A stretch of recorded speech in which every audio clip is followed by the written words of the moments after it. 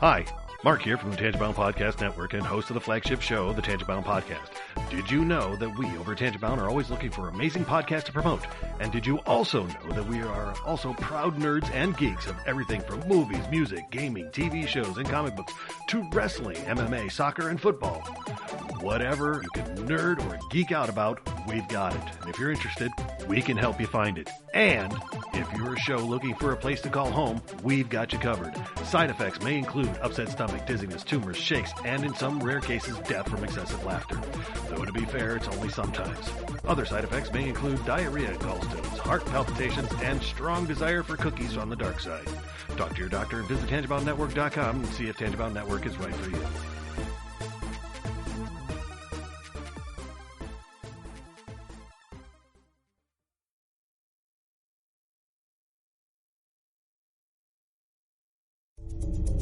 This is a Danger Entertainment podcast. DangerEntertainment.net. Danger Entertainment Podcast Network.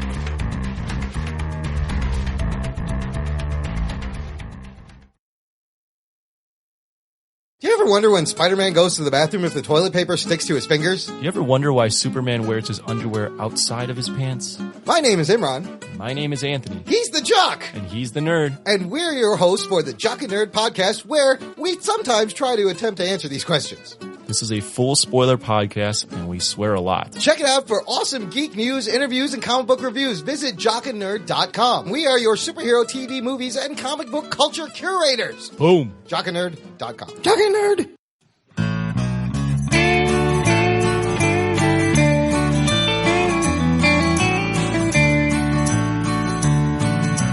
Welcome to the podcast from Temperance Town, the sexiest podcast of world renowned. Tony grows a beard to hide his chin, swaps it with Earl so it glistens. Salty, salty language, kings of the sexy frontier. Download the pod, you won't get enough of these dapper chaps talking deadly fluff. In Hobo Gulch they run a homeless mission, clanging and banging with the pentagram of kittens. Salty, salty language, kings of the sexy frontier. They enjoy their whiskey and local craft beer. By Odin's unkempt pubis we give a cheer. Tony's a raccoon when he's booziest. Don't be a savage, be an enthusiast. Salty, salty language, kings of the sexy frontier. On the frozen tundra they call it a lock. Tony likes to masturbate in a sock. Brian pisses rocks cause it feels so great. I still don't know who the fuck is Tate. Salty, salty language, kings of the sexy frontier. The boys will let you know when there's a Spurner. Due to male pattern baldness, they don't wear curlers. Stay salty, people, that's their closing line. And don't forget, have a beer, you'll be fine. Salty, salty language, kings of the sexy frontier. Salty, salty language, kings of the sexy frontier.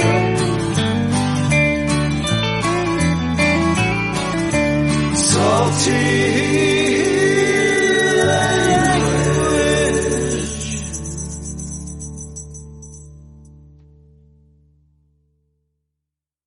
Hey enthusiasts, what's happening? This is Salty Language, episode 417. Sexiest podcast on the network, Brian. Yep. And in an extremely rare treat. It's true. I guess. Man, well, at least for us it is. Not only are we in the same location, which doesn't happen a lot, but we're recording in shameless plug studios. I don't know what it's called. 2.0? Maybe, I guess. Because, I mean, it's just down the street from the original. The OG Shameless. Yeah, we just moved down the street. Yeah, I guess it is 2.0. So we'll go with that, because yours is whatever we called it. Well, it's All the Beer Studio now. Yeah. Which is currently being It's currently relocated. under construction. Yeah. Boy, we're a mess with our locations, aren't we? I know. Jesus. Well, we got to keep it moving. It's like... so the fuzz doesn't find us, right? Yeah, it's like that Christian Slater movie. What was that? Or was that Kevin Bacon? I don't remember. Oh. Remember he was the pirate radio guy? Yeah. Like, they're triangulating my signal. I gotta go. He's in the truck. No, that wasn't Pump Up the Volume, was it? Yes, it was. Okay, yeah. Yeah, God. good old Pump Up the Volume. What a hokey-ass movie that is. What are you talking about? That's totally us. It's funny because, that was, probably 30 years ago that movie came out? Yeah. Long time ago. And back then, radio was like the shit, and pirate radio, oh man, now everybody's got a radio show. Yeah. Well, I was going to say, even if you don't take it to podcasts being radio shows, the fact that satellite radio, you can just go and say whatever you want. And, like I listened to Stern on Conan show, and he talked about that, how when he was on terrestrial radio, when he did all the shit that he did, he's like, that was like, punk rock kind of thing. Right. And he's like, but when I went to Sirius, he's like, okay. He's like, now I'm not breaking any rules. I can do whatever I want. He's like, literally, if I just want to bring in women and have them have sex, I can just do that, and, he's so, I think it's kind of the same thing. You think about that, like you said, it's like, back then there was all that pirate radio and indie stations like the college rock and indie stations that you basically had to do the Married with Children Fox viewing position in order to hear it. You know? And now it's like, you have so many, like anything that can connect to the internet, you can get. I mean, hell, whether it's iTunes, Spotify, or Apple Music, Spotify, Google, whatever. You're using, there's so many like random and obscure things you can SoundCloud too. Yeah.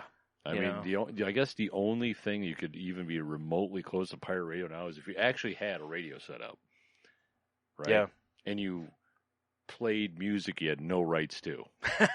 You're right. That would be about it. Yeah. Or, because if you try doing that on the internet, it's not, I know it's not impossible to hide where you're doing shit at your IP address and stuff, but it's still trackable, and you know what I'm saying? Yeah.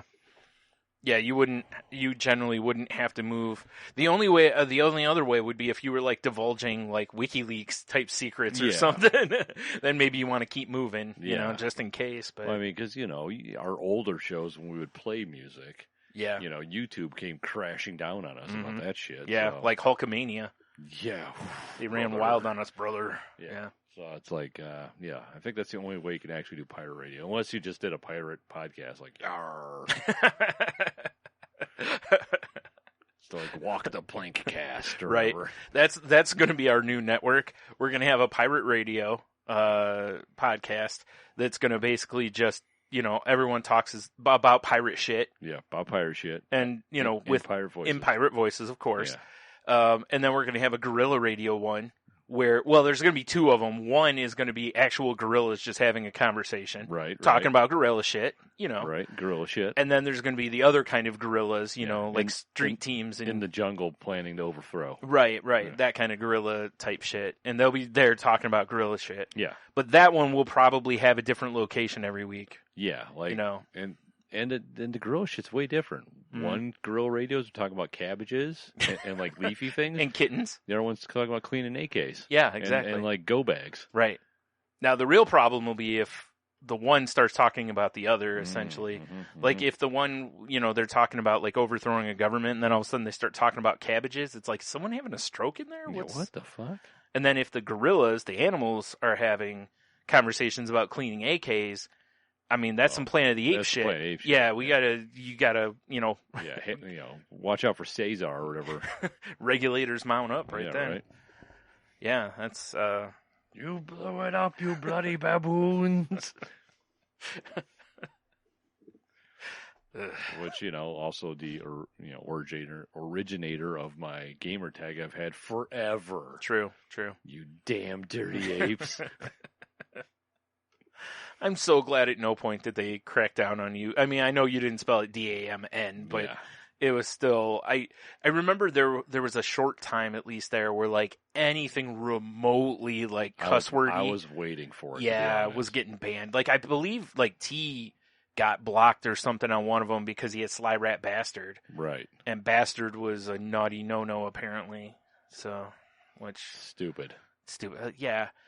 Like, I think people need to get into this age. There's certain words that used to be cuss words, hell, damn, bitch, bastard, that those are not cuss words anymore. They've been phased out. Yeah. Those are part of like common talkie talks now. Good old talkie talks.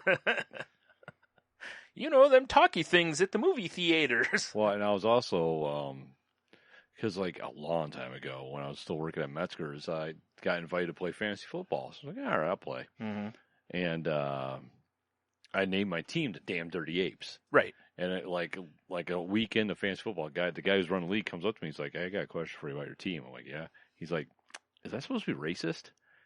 And I'm like, no. I'm like, it's a Planet of the Apes reference. Yeah. / it's my gamer tag. You damn dirty He's apes. like, well, I'm just making sure because, it's like, geez, who's the racist? Right. If you're thinking that's racist. Also, I mean, what's he expect you to say? Yes? Yeah, exactly. Like, I got to talk to you about your you team. Got it? Yeah. Wow. Yeah. Yeah, it's just weird. People are weird. How did he not get that reference? I mean, was he younger? He was younger, but not that young. He shouldn't know, Yeah, because I don't know. Like, I don't think they did that line in the newer ones, did they? I haven't seen all of them, so I don't know. The last one I watched had, I think, Marky Mark in it, and I wanted to gouge my eyes out with, like, Smartie straws or whatever. Would have been great if he had the Funky Bunch in the movie with him.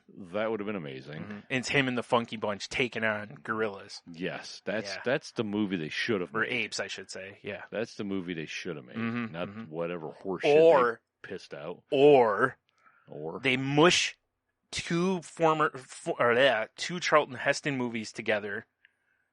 And I'm listening. Okay, so you take Planet of the Apes and Soylent Green. Oh. And since you have Wahlburgers, oh, that's the meat glue, if you will. The meat glue. And so basically the food is made from apes. Fair enough. It's Planet of the Apes, but basically people come from Earth to welcome to Earth. Basically to oh shit, I forgot the word now. Harvest ape meat. Nice. And the apes are fighting back. And the real question there is, because, on Earth, the apes would be portrayed as terrible, but on Apelandia, or whatever the name of the planet is. Deep. They're, the humans are the terrible ones because they're invading and killing them off for their succulent meat stuffs. I was to say, I really thought the big question of the movie would be is how delicious is ape meat? I mean, obviously the whole franchise is... It's all about it. Based on it. Yeah. Those gorilla sweetmeats. Yeah. That's actually the name of a dish there, the gorilla sweetmeats. Yeah. It's a savory dessert, if you will. Yeah, for sure. The old gorilla sweetmeats. It's like salt and sweet. Yeah. It's really delicious. Yeah. Yeah. Oh, shit. Yeah, I probably shouldn't be in charge of making movies. No. Or maybe yes.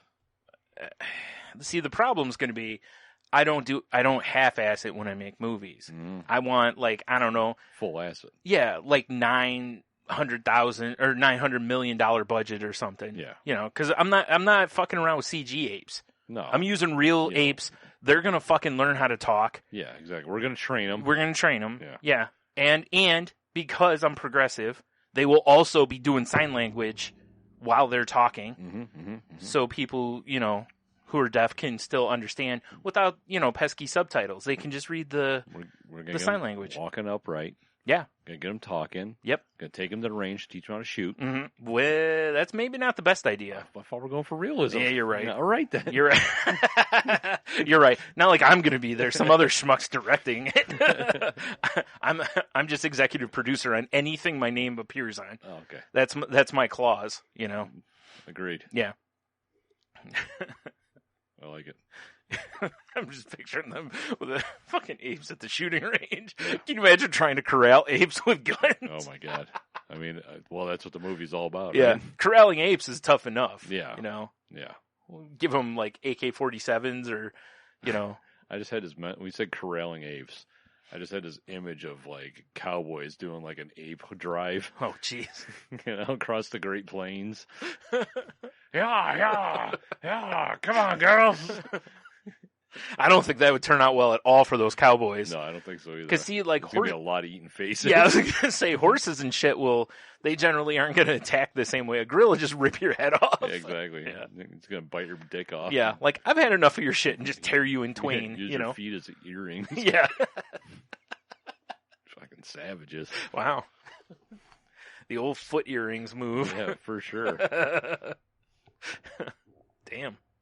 Savages. Dirty apes. Yeah, right. Oh, man. So how was your 2 days? Yeah, right. Pretty uneventful except for one thing, which is, well, you were with me when I got my new bed. Oh, yeah. You helped me bring it in and everything. Sure. Go get it. And yeah. So that bed is like sinking. Really? Like, the middle of it is severely, like, when you look at it, there's like a dip to it. That seems crazy. And it's not that old. No, it's only like 2-ish years old. Yeah. You know? So I contacted the place I got it from. They're like, fuck itself, hung up. Well, because I thought it had like a 2-year warranty, and I bought it from like one of their tent sales, and usually shit like that's kind of as is, basically. Right. Or it'll have a very limited warranty. Right. So, you know, I jumped online today and was like, yo, you know, what's going on here? Right. And the woman I talked to actually was like, she's like, well, that bed actually has a 5-year warranty. So I was like, oh. Like, bitch, give me a new bed. I mean, hey. Awesome. Well, no, here's what has to happen. Oh, boy. On the first. Animal sacrifice. Yes. But then after that. Okay. Well, I can't do it on the bed for reasons I'll get to in a minute. Oh, boy. So they have to come out and inspect it, basically, which I don't know what that means, but they're going to have to inspect. I hope it doesn't involve a blacklight. That's all I'm saying. No. I mean, no, because I only have sexy dreams. Well, for sure. You know, so that bed is, you know. The sexiest of dreams. Yeah, that bed looks like it's had, like, some teeth whitening, you know? Anyway, so, no, I'm kidding. But basically, I think they're looking to see if it, you know, looks suspicious or whatever. I don't know. But yeah, there's a body under it. Yeah, right. Like, I'm going to keep a body under it. Yeah. In it, but. For sure, right? But then the woman goes, is there any stains on it? And I'm like, I don't know. Because I got sheets on it. I haven't checked.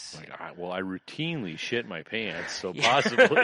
And, you know, as previously mentioned, you know, I, you know, only have sexy dreams. Explosive dreams. Oddly enough. Many directions. Oddly enough, that's the cause for both. That's crazy. You know, it's so sexy I shit myself. Yeah. You know, as one does. Yeah, I mean, the sexiest. Right. So, did you ask her to elaborate? Yeah. What do you mean by stain? Yeah. Like, how big? What's your definition of a stain? Oh, man.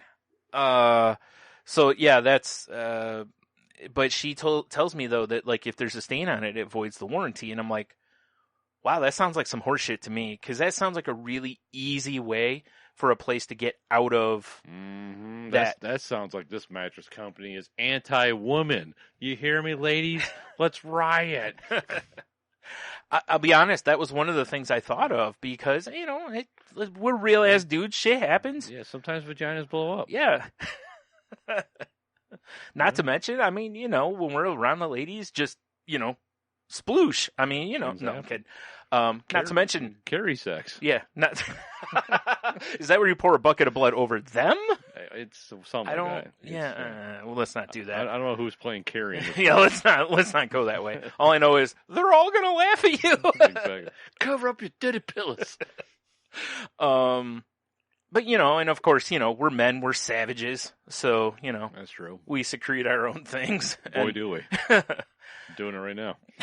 Damn it, not my chair. It's all right. It'll wipe up. Just don't let it hit the floor at least. Too late. So yeah, that's so it's funny. I was like, well, I was going to change my sheets tomorrow anyway, and I was like, well, now I hope when I peel the sheets off there's nothing that I didn't, because it'd be so easy to, like, I don't know, like I mean, I don't drink, you know, pop or anything or wine or anything in bed, but. Yeah. You know, I don't know if I've spilled anything in there. I don't remember. You pass out with a fifth of bourbon. Like one does? Like you do. Like you do, yeah. And then you got to wring the bed out to get that sweet, sweet bourbon back. Exactly. Say you nod off with a lit glass pipe in your mouth. Who doesn't do that? Then you just are trying to do a Richard Pryor impression. It's true. It's true. Light yourself on fire. Only the finest of impressions. God damn it! It's the best. One of my favorite moments ever in comedy is when he does that in that stand-up special where he lights a match and goes, "What's this?" And it's Richard Pryor, and he moves it like he's running down the street. That was classic. Oh man, it's sad is what it is, but it was also very still funny. Classic. Yeah, Vlasic, the perfect pickle. Ooh, yes. Okay. Yeah. That's. I'd be curious to know how stingent their stain department is. Yeah, right. Like they're gonna come out with like white gloves, and like I said, if I see a black light, I'm gonna be like, all right, enough. Like Jesus, guys, you might as well just leave, or put some sunglasses on. No, that's kidding. Wild though. Yeah. It does seem like a really shitty way to get out of it, though, for them. Oh, yeah. Like a real cheap way. So part of the reason I wanted to mention it was for anyone who maybe doesn't know that about buying a new bed. Be careful, like, what you drink/secrete in bed. Secrete. Well, I mean, don't be leaving slurm trails. I mean, you've probably, unfortunately, seen them before when someone peels their sheet off. Oh, yeah. You're like, the fuck? Who got murdered here? I mean, it happens. True. You can't always control where a murder happens. I'm just saying. Some mattresses, you're like, Jesus. Yeah, not all murders are premeditated. Do you have, 14 sheets we can put on this Yeah, bed? right? It's like, well, now knowing that, if I get a new one, what I'm going to do is I'm going to get the old plastic wrap like, Nana puts around all the stuff, then put a sheet over that. Yeah, the old piss sheet. Yeah. Perfect. That way all I got to do is just squeegee it right off, Yeah, exactly. Or just take it outside, hose it off real quick. Yeah, maybe get put some gutters on the side. That would be hilarious. Can you imagine you go to someone's house for the first time because, time's about to happen. Oh, for sure. You walk in and there's gutters on their bed and you're like, why does this have a gutter guard? Like I've got to ask why, because you need to know. And also, make sure you kind of sniff around, make sure there's not a heavy bleach smell. True. Because if there's bleach, then there's a good chance they probably had some blood in those gutters. Good chance. And who knows what or an excessive amount of semen. Wow. That'd be a lot if you have to go to a gutter system. Just saying. Yeah. I mean, I guess it'd be, just roll over and, just clench or spit, whatever you got to do. And you just got like one of those things from the dentist office, when they just hose your mouth out and, Yeah, I'm familiar with that, actually. Yeah. Really? Yeah. Huh. Got my goddamn tooth fixed. Yeah. No more, got fresh Ciampa. Fresh Ciampa. Yeah. Thank God. Still a little sore, but it's all right. Worth it. Yeah. To not look like a fucking inbred jacking offer. Oh, you didn't look that inbred. Oh my God. It was a little, but just a wee bit. Yeah. Oh, I gotta lose that. I still feel like you should have really leaned into it. For a little while. Like you should have waited a week or two to get that fixed and just had some fun with people. I already did. Just come back here and dress weird and, just turn into a different person for a little while. It would have been fun at the wedding I'm going to tomorrow. Yeah. Show up in suspenders. Yeah. With a tie. Yeah, they got the hayseed thing out of my mouth. Yeah. Big straw hat. I brought my shotgun if we need it. Yeah, he ain't getting away. He ain't getting away. I got you covered. Well, I guess she ain't getting away. She ain't getting away, yeah, whatever. Yeah. Oh, man.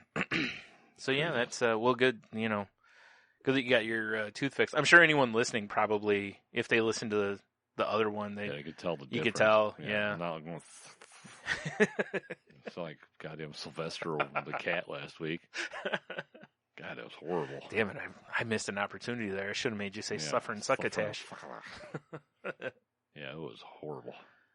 Yeah, I imagine so. And it's weird. It's just like I was telling you, it's just one big filling, which is crazy. Yeah. What you don't realize, all they did was just super glue a chiclet in there. Explains the mintiness. Yeah, they just numbed you up so you wouldn't realize it, you know. And then like, you're gonna taste mint a lot. I'm like, oh, okay, well, clean, you know. Well, they're like, well, you don't have any tooth sensitivity. I'm like, no, it doesn't hurt. And they're like, well, we probably don't need to shoot you up with the numbing agent. Like, fuck you, you don't. And I was like, and they're like, well, we'll give you laughing gas. And I immediately I'm thinking of a Little Shop of Horrors, you know, yeah, the little balloons on the side of his face. Right, yeah. I was like, okay. And there's I'm thinking more like they give you like Joker gas. Oh, that'd be even better. Yeah. There's still some times that it definitely sucked. But, oh, I'm sure. You know, yeah. But I didn't. I'd rather do that than have the numb mouth and shit. Yeah. Yeah, especially right there, because that'd be fun for a while, not being able to use the front of your mouth. Yeah, it's bad enough when they do one side or the other, you know, and you can't use that side for very long. Yeah. Or for a little while. I mean. Whatever, it's done. That's all that matters. Yep. Amen. That's right. Yeah. Our tooth game back at full strength. Tooth game. We're rolling 4 teeth wide. Right. Goddamn right. Although I got room for like a 5th one between my front two. You know, it's funny. Like, I saw a video for one of those, was that Smile Direct or whatever it is? You know, where you get those like brace, or where it repositions your teeth. Invisalign, basically. Yeah. And I was looking at it, and like one of them, you know, the person's got a gap in their teeth like I do. And it's like, you know, it'll be weird for me to not have that now, you know, because I'm 40. So all of a sudden to not have that gap there anymore. Don't get me wrong. On one hand, it'd be awesome because chips and shit wouldn't get stuck in there. That sucks. Because I'll like bite into like Doritos or something like that, and one will just jam its way right in there, just right into the gums. That's a good time. And I'm like, oh, look, I have a chip stuck in there. But I don't know. Is it a chip stuck in there, or is it a brand new delicious tooth? It's a corn chip tooth. Nice. Yeah. It's almost as cool as a gold tooth. Yeah. Rolled gold tooth? No, that's terrible. Yeah. Oh, man. But yeah, it was funny though, watching that. Cause it's like, you know, I was thinking about the idea, like the concept of, you know, like eventually if a person, you know, like if I had to get dentures or something, how, you know, first you have to get used to like the feel of everything and whatever. And it's like, but for me, it's going to change a little bit of the way I sound. Oh, yeah. Because like, I know, because of all the editing and stuff I've done on the show, the times I've listened back and stuff though, like I can hear the little bit of a lisp I have, and that's because of that. You know, it's when my tongue pushes on the back of it. Yeah. Whoops. There's a little whistle there, essentially. From the future, that noise. Yeah. Beaming in. Bong. But, yeah. It's funny because it's like, if I had that done, I'd be more like, yeah, leave the top alone. I'm okay with that. Like, I've gotten to where I don't care about that anymore. But the bottom are the ones, because I got the, like, you know, the overlapping teeth. I'm familiar. Yeah. Unfortunately, I got those from my pappy. Yeah, I described it earlier this week as a Civil War graveyard in my mouth. Smells the same, too. I know, right? Yikes. Good shit, though. Has anything else happened to you over the last couple days? I got involved in the GTA casino. Oh, shit. I keep forgetting. I haven't done that I hopped on today just because... I need to do that. You know, on Friday I work like basically, well, not a half a day. I just go to work earlier and get off earlier. Mm-hmm. But, it's kind of cool. Like, I went in, and it kind of sucks because it's like, you know, welcome to the Diamond Casino. And he has to give you the whole walkthrough. Oh, of course, And you meet the dude who's like the guest relations guy, who's actually voiced by the dude who does Cyril in Archer. I don't remember his name. Chris Parnell, maybe? Yes, that's him. Okay, it sounds like it's voiced by him at least. Maybe it's not. Probably. He seems to voice a lot of things. But once you're actually involved, and because, you know, I did the Twitch Prime thing, I got monies. Mm-hmm. And you don't get the free penthouse immediately. Okay. So just so anyone's listening, or for you, Brian, you have to go on the website, and then you can buy the penthouse for $0. Like on the in-game website? The in-game website. Like on your phone or something. And then like you can upgrade your penthouse with, like, extra stuff, like you can in all the stuff you can buy. Okay, right. But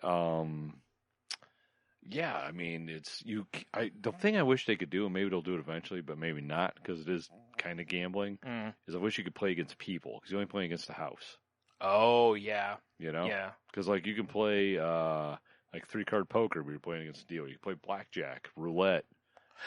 And blackjack, it makes it different, because if you have a table full of people playing right, it really it changes the odds against the house. So now the upside is you can straight up count the cards playing blackjack, but well, maybe because I don't know how. Well, no, I'm just meaning as far as like if you do it in a casino, you have to be good at it, or they'll be like, we're gonna need you to get the fuck out of here. Yeah. But it's not illegal, but if they think you're doing it, they can just pitch you. You're out. Yeah. But it's so you do that. Those are the table games. You can play slots, and there's a bunch of different slot machines. Yeah.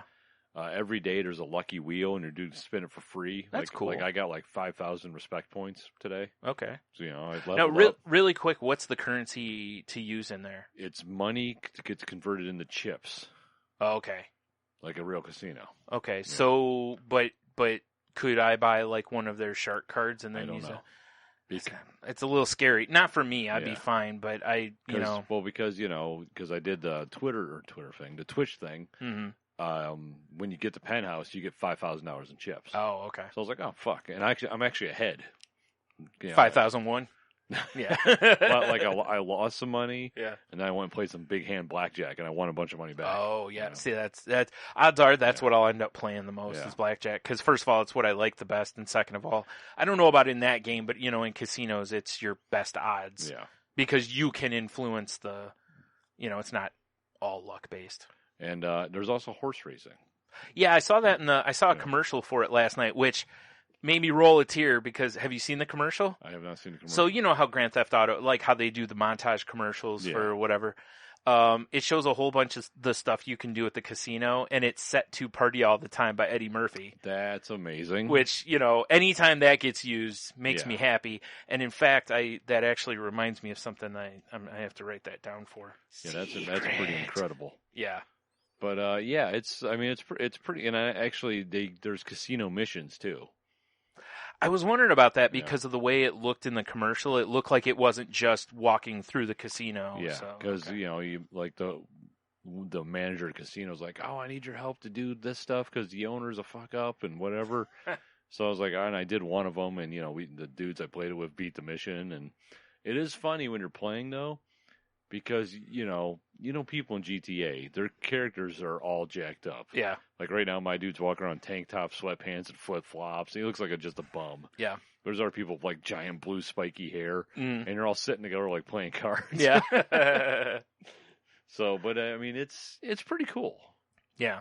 But I could see if, I was really hoping you could play other players and hold them. Yeah. Because that would be cool. Yeah. But I don't know how that's going to work. Could be something too that they didn't. That's a little too ambitious for the first rollout. Like roll this stuff out, see how that goes, and then maybe start introducing a little of that. Yeah. Yeah. But because I could see that. Just given the fact that they added a giant building in the game that has all this stuff to do in it. I still think it was really cool. Like, did you drive by it while it was under construction? No, because I haven't played online in a long time. I jumped on just to do that because I was just curious, and it was cool. It looked like they were working on it. It was just, I just love the fact that they bothered. Yeah. Because they could have changed it in game to where it said like coming soon or something, and then poof, it's done. Yeah. But they didn't. It looked like girders and shit. Yeah, looked like it was being worked on. I thought that was a nice little touch.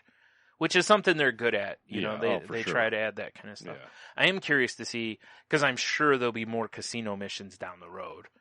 Yeah, I've only done the one. Because realistically, the casino essentially becomes like DLC. Yeah. So it's, even though obviously, the main function of it is just a straight rate cash from people. Well, and it does add new characters, because the manager and the guest relations guy are both in my phone now, so you can call them for shit. Okay. And also, it's kind of nice like, casino. Can you get a hooker, or or can you call a cleaner if you need one? Not that. Like if you stain your bed and you're worried about a warranty. Maybe it's a mission, probably. No, you can from your penthouse. You can get like valet service. Like you can order up a limo. Okay. You can you can do that from their business too. Yeah. You can order up like helicopter services, and you can get free champagne service in your penthouse. I don't know. It's as it should be. It's a nice little touch. I like that. Yeah. Yeah. That's strong. Yeah, it's pretty cool. It's pretty cool. Yeah. And the only other thing I wrote, besides a shitload of oddball news stories I found, was, I've been at my work long enough now that you're starting to like sit down and like break with people. You know, the first like couple days, I'm just like by myself, my headphones in, But it's starting to sit and break with people. Yeah. And I'm watching the way some of my coworkers are eating. Mm-hmm. And I just don't understand it. Like savages or the contents of what they're eating? Okay. Like one woman, like I don't even know her, but every morning she walks in with 2 20-ounce Mountain Dews and a bag of Funyuns. Wow, dude. That's, first of all, I have to say that going back to when I was like 12 or 14, the one bowling league I was in with my nephew, it was Saturday morning at like 10 in the morning. That's how I started my Saturdays. Well, and this lady, unless she's had a hard life, is probably in her upper 40s. Okay. And she's like 5'2", maybe $110. She's itty bitty. Wow. But every day it's so lucky. Yeah. Yeah, I'm like, the fuck is going on here? Or just doesn't eat the rest of the day. Could be. Yeah. And then so that is the breakfast of champions. Apparently. Though. Well, not quite. Let me get to the No. It is only because, like I said, that's what me and Show dubbed it forever ago. Okay, so, fair enough. For us, that's the... Because I was like, this is all breakfast food that I've been paying attention to the past couple days. Fair enough. Our lady ate a muffin the size of her fucking head and 2 candy bars for breakfast. Well, you got to get a jump on the day, and your diabetes. but today's was my favorite. Was a dude, because we're getting like a new line installed at work, and this guy is going to run it. And so he's been like learning. Mm-hmm. So he just came in, he's like, I only got 5 minutes to eat, so I'm just going to make a quick bagel sandwich. And he sits down, and he's got it looked like a cinnamon raisin bagel. Yeah. Right? Mm-hmm. And what the sandwich was a donut. And he's just eating it. That reminds me of, do you remember that picture I took of, it's an everything, I found these everything rolls over at Kroger. Right. Like sandwich rolls. And I put one of those, or I put an everything bagel, I believe, in, with the roll on there. So, and I posted a picture that said this sandwich is everything. Nice. Because everything in it is everything. Yeah. So that's a hell of a sandwich. Yeah. He's eating it. He's like, it's so dry. Well, yeah. I mean, if you're going to do that, you need like a jelly or something like that. Well, the guy I'm sitting with is like, well, where's your cream cheese at? He's like, I left it in my backpack all day yesterday. Ooh, yeah. Probably don't want to eat that. Yeah, probably don't want to. Yikes. Yeah, I work with some interesting people. That's why I said, you got to change your move there. If you're going to put a donut in between the bagel like that, you got to get a jelly. Yeah. Because the jelly with cinnamon raisin would still be tasty. I mean, at least it adds some lubrication, too. But that, too, which either that or you got to get a cup of water and act like you're... If you really want the next level, you split the donut in half, sausage patty. Yeah. Now we're in. I'm with you on that. And then put the whole thing in a waffle iron. Because we waffle all the things. Waffle all the things, that's right. Yeah, I was just fascinated by the food choices that, Yeah, that was one of my favorite things when you and I used to go to the mall. Remember we go sit in the food court, was watching what people would order and bring. Because, most people have, a combo meal of some sort, something's remotely sensible. And then every once in a while, you'd see some savage sit down from the Taco Bell thing with like 90 pieces of food. Yeah. And you're like, how in the hell? And then you look over again and it's all gone. And you're like, how did they eat all of that? Yeah, he's got like 7 soft tacos. And he's got steak fries from Steak Escape. Yeah. And then like a Great American Cookie sandwich. Right. Well, what he does is you take the big cookie, put everything in the middle of it, and there's fold the cookie over like it's a giant calzone. Yeah. And you just eat it. Perfect. God. Dessert calzone. That sounds amazing, actually. I mean, yeah, that'd be all right. That could be all right. I'm just saying. Yeah.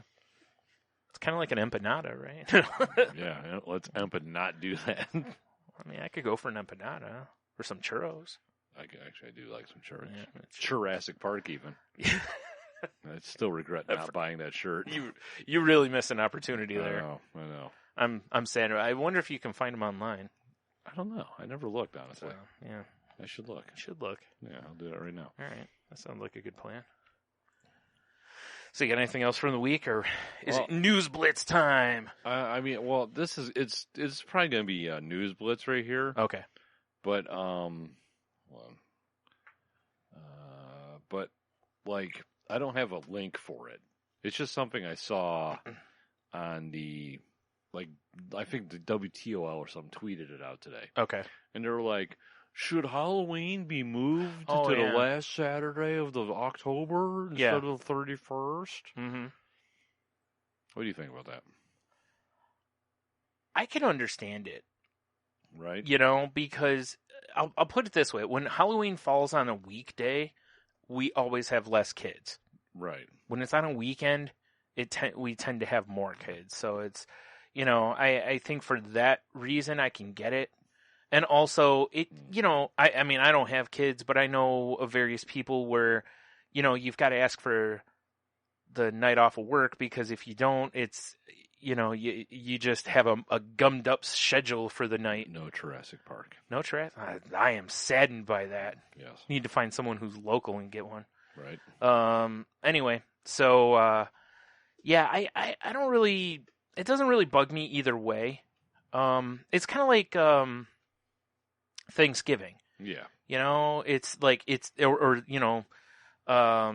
Easter Sunday or whatever, just different stuff not Easter, I'm sorry, just Thanksgiving.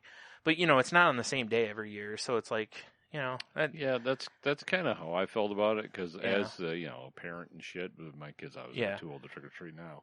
No, they're not. They're really not. No, they're the perfect age for bag snatching. Nice. No. But, it always kind of was a pain in the ass sometimes. Yeah. So, I know how many times...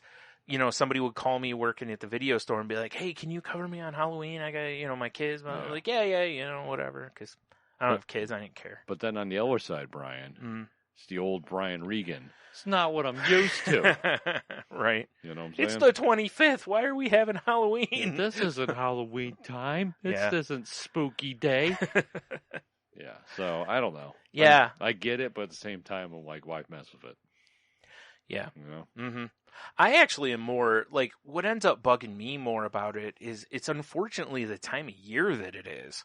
Mm-hmm. Because, here anyway, usually our weather kind of sucks around then. Like, it's usually rainy and cold at night, and it's like, you don't want to trick-or-treat at, 2 in the afternoon, but at the same time, it's like, man, there's been a couple in the last 5 years, we've had at least 2 Halloweens that were brutal. I remember a couple Halloweens my kids were trick-or-treating that they had to run around with coats on. Yeah.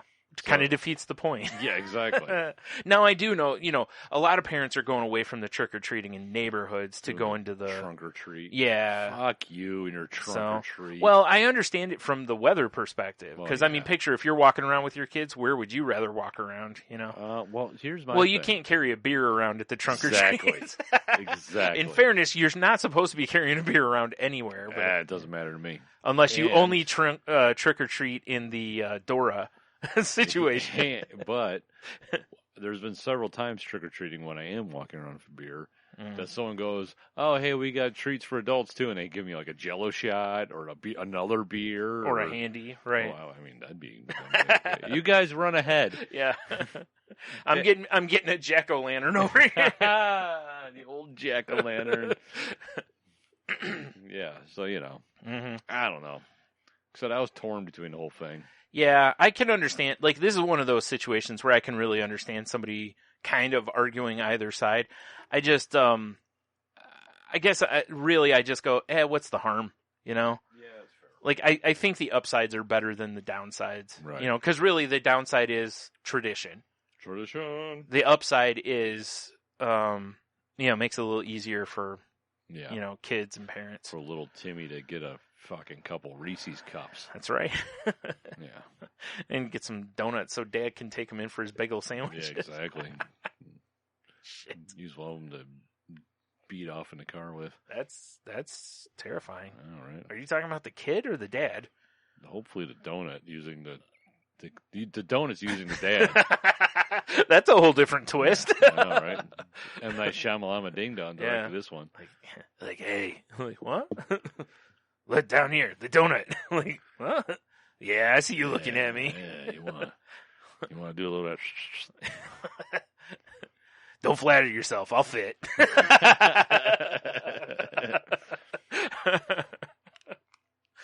That's hilarious. It ends up looking like a baseball player with that rubber weight on it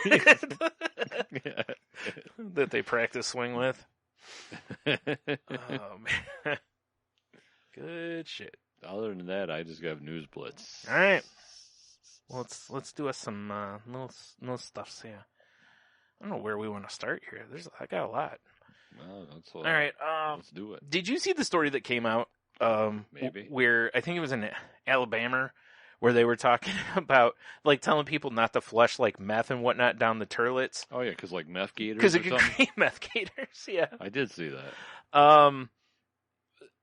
At first blush of this, I had to bring it up because we had meth squirrels a few weeks ago. We did. And I was like, shit, this is a whole different ballgame. Meth squirrels are fine and all, but if you run up against some asshole with meth gators, your meth squirrels ain't gonna win. No, and meth gators win all day on that one. Now, if I had some shoes made out of meth gator, are they worth even more? Well, they don't have teeth. That's the only advantage. That's true. The squirrels might be able to figure something out because the gators won't have teeth, but they still got very powerful jaws. Yeah, it's true. Best, meth gator BJ ever. Yeah, there's nothing like a toothy meth gator BJ. That's gummy. Yeah, or that's what I meant. I don't know why I said toothy. Oh man. But recently, apparently, Tennessee Police Department, when pushed on the topic, admits that meth gators aren't real. You don't say. Which, that's exactly what someone who's making a meth gator army would want you to believe. That's 100% true. Good point, Brian. You ain't fooling me, Tennessee Police Department. That's right. I'm on to you. Yeah, send that to InfoWars. Yeah. They'll set everybody straight. Right. Although, it did make me think we haven't, we just have meth squirrels, but I was like, I think our animal defense team needs to expand again because, if other people are weaponizing meth gators, true. I mean, we need to also, like lasers on their heads and shit. I agree. Because why not? How about instead of animorphs, animeths? It's all just methed out animals. Can you picture like the transition would be sad. Oh yeah, it's like every time you see it online, you're like look at it's just wasting. There goes its teeth. Oh geez, I've never seen a thinner cheetah. It can't poop anymore. Yeah. Oh, its hair's gone. Wow. Oh geez, that is pretty sad. Sold its own claws. Man, now I'm pretty sad. It sold its claws. Like, what's it doing? No, don't go behind that dumpster with that guy. Oh, no. What is it doing? Oh, what it does for a $5 bill. Oh, geez. $5. Man, that's a hard up gator. $5, he says. Well, at least it wasn't Tree Fitty. Tree Fitty. Yeah. Yeah. Yeah, that is something. Yeah. I was disappointed, but also, like I said, I'm on to that. I'm watching them. We're going to have to send some surveillance there. I mean, if I had some sort of like Florida residence and they needed a moat, I'd for sure have meth gators. Right? Yeah. I know they said they don't exist. I'd make them exist. Oh, if they could exist, that'd be fine. Yeah. I know gators like marshmallows. Just shove a bunch of meth inside them. Right. Methmallows. Yeah, Methmallows. Delicious. Delicious. And the best part is, since they're soft, you don't need teeth to eat them. That's true. So you don't have to worry about down the road going, I can't eat these anymore. Exactly. They're still chewy and delicious. It's perfect. That's awful. Is what that is. Flavor crystals. Flavor crystals, you say? Yeah. Do those come from flavor country? They come from, some savage's bathtub, probably. Yeah, probably. All right, so what you got? Or do you want me to go again here? All right, well, I have another drug-related story. I'm going to save my favorite story for last. That's fair. Yeah. Do you want to get into a creepy story? Sure, why not? This is another one from our local news. Even better. Yeah. Well, they put out a thing, and I had to look because I had to know what we're supposed to avoid. And it says, parents, the hashtags you're using could attract child predators. And then it's a list of hashtags to avoid, which is also a list of hashtags for people to look at. Yeah. Sure. As one does, yeah. Well, I'm not going to go through every hashtag because there's a shitload of them. Right. If anyone wants to see them, all they have to do is follow you on Instagram. Exactly. Yeah. Or check out the show notes. But, I mean, some of them, you're like, okay, bath time fun, splish splash, sink bath. Like, sure. Okay, all right. Right. Yeah. But then you're starting to get weird ones, like kids shower time. Yeah, that's pretty weird. That's pretty weird. Like nude jailbait. Yeah. Yeah. Or bikini kids. Yeah, that's fucking weird. Or bikini kids modeling. Or bikini kids lovers.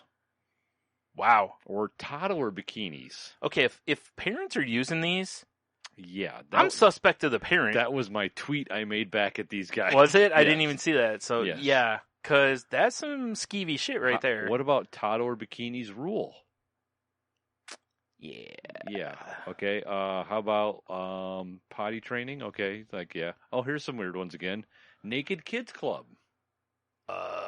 Yeah. See, naked kids are happy kids. Wow.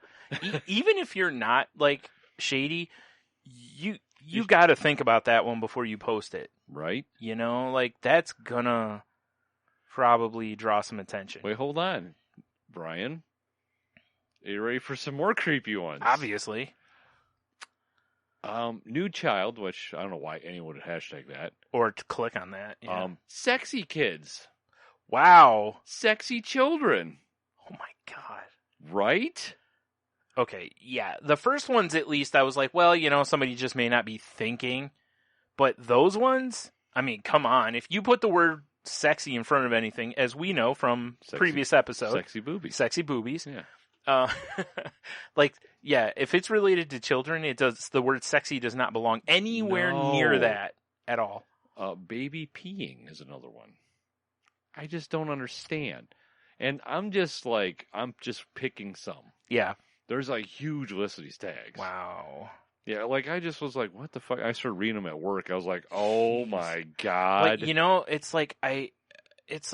I've seen just through Instagram and stuff how many people post, like, literally are posting, like, nudes of their kids. And I don't mean, like, you know, when it's posting, like, little girls with the shirts off or something. I mean, like full-on, I don't mean, like, genitalia, but, you know. Yeah, some like, kid jacking off. Yeah. Like, what are you doing? Yeah, but, you know, but other than that, they're totally nude. And it's like, maybe you should just, you know, it's like, just put a little strawberry sticker or something, you know, like, it just feels weird when you see that in your timeline, because I almost want to go, maybe I should unfollow them, because I don't want this in my history. Exactly. You know, like, as well as... It's a lot of, what the fuck are you doing? Yeah. Like, some of it I get. You know, like, you'll see some people post some cute picture of their kid in the bathtub doing something silly or whatever, and it's like, you know, it's harmless, essentially. Like, the intent is harmless, you know? But unfortunately, there's weirdos in the world some of those hashtags, sexy kids. Yeah, I'm with you on that. That's some weird shit. Fuck are you doing? Yeah, you might as well be advertising. Yeah, like, hey, like, just go right onto the pedo pages. And then at the very bottom it says, weird, man. Pause before you post. How to protect your child's privacy. It's of course a hot link. Yeah, and assure their image doesn't fall into the hands of predators. Before sharing your child's image on social media, ask yourself, why am I sharing this? Exactly. Mm-hmm. Would I want someone else to share an image like this of me? Naturally. Right? Would I want this image of my child viewed and downloaded by predators on the dark web? Hot link. Of course. Yeah. Is this something I want to be part of my child's digital life? All these are true because, you know, unfortunately, we all know these people that live and die by the Facebooks. Mm-hmm. You know, I always felt like those kids don't have a choice. Yeah, I feel like if you're going to post, and again, I'm not a parent, so whatever. But I always felt like if you're going to post pictures of your kids, you should definitely have a private account. Oh yeah, and really probably shouldn't let people you don't actually know follow that account. Right. You know, like if you have to have a separate account that's, hey, this one's where I post pictures of the kids, and it's for family. Yeah, this one's for my dick and balls. Because I get it. Like Facebook, you know, a lot of people will post a ton of pictures of their kids because then anyone can, you know, like family members can look at them and, you know, it's convenient. I get it.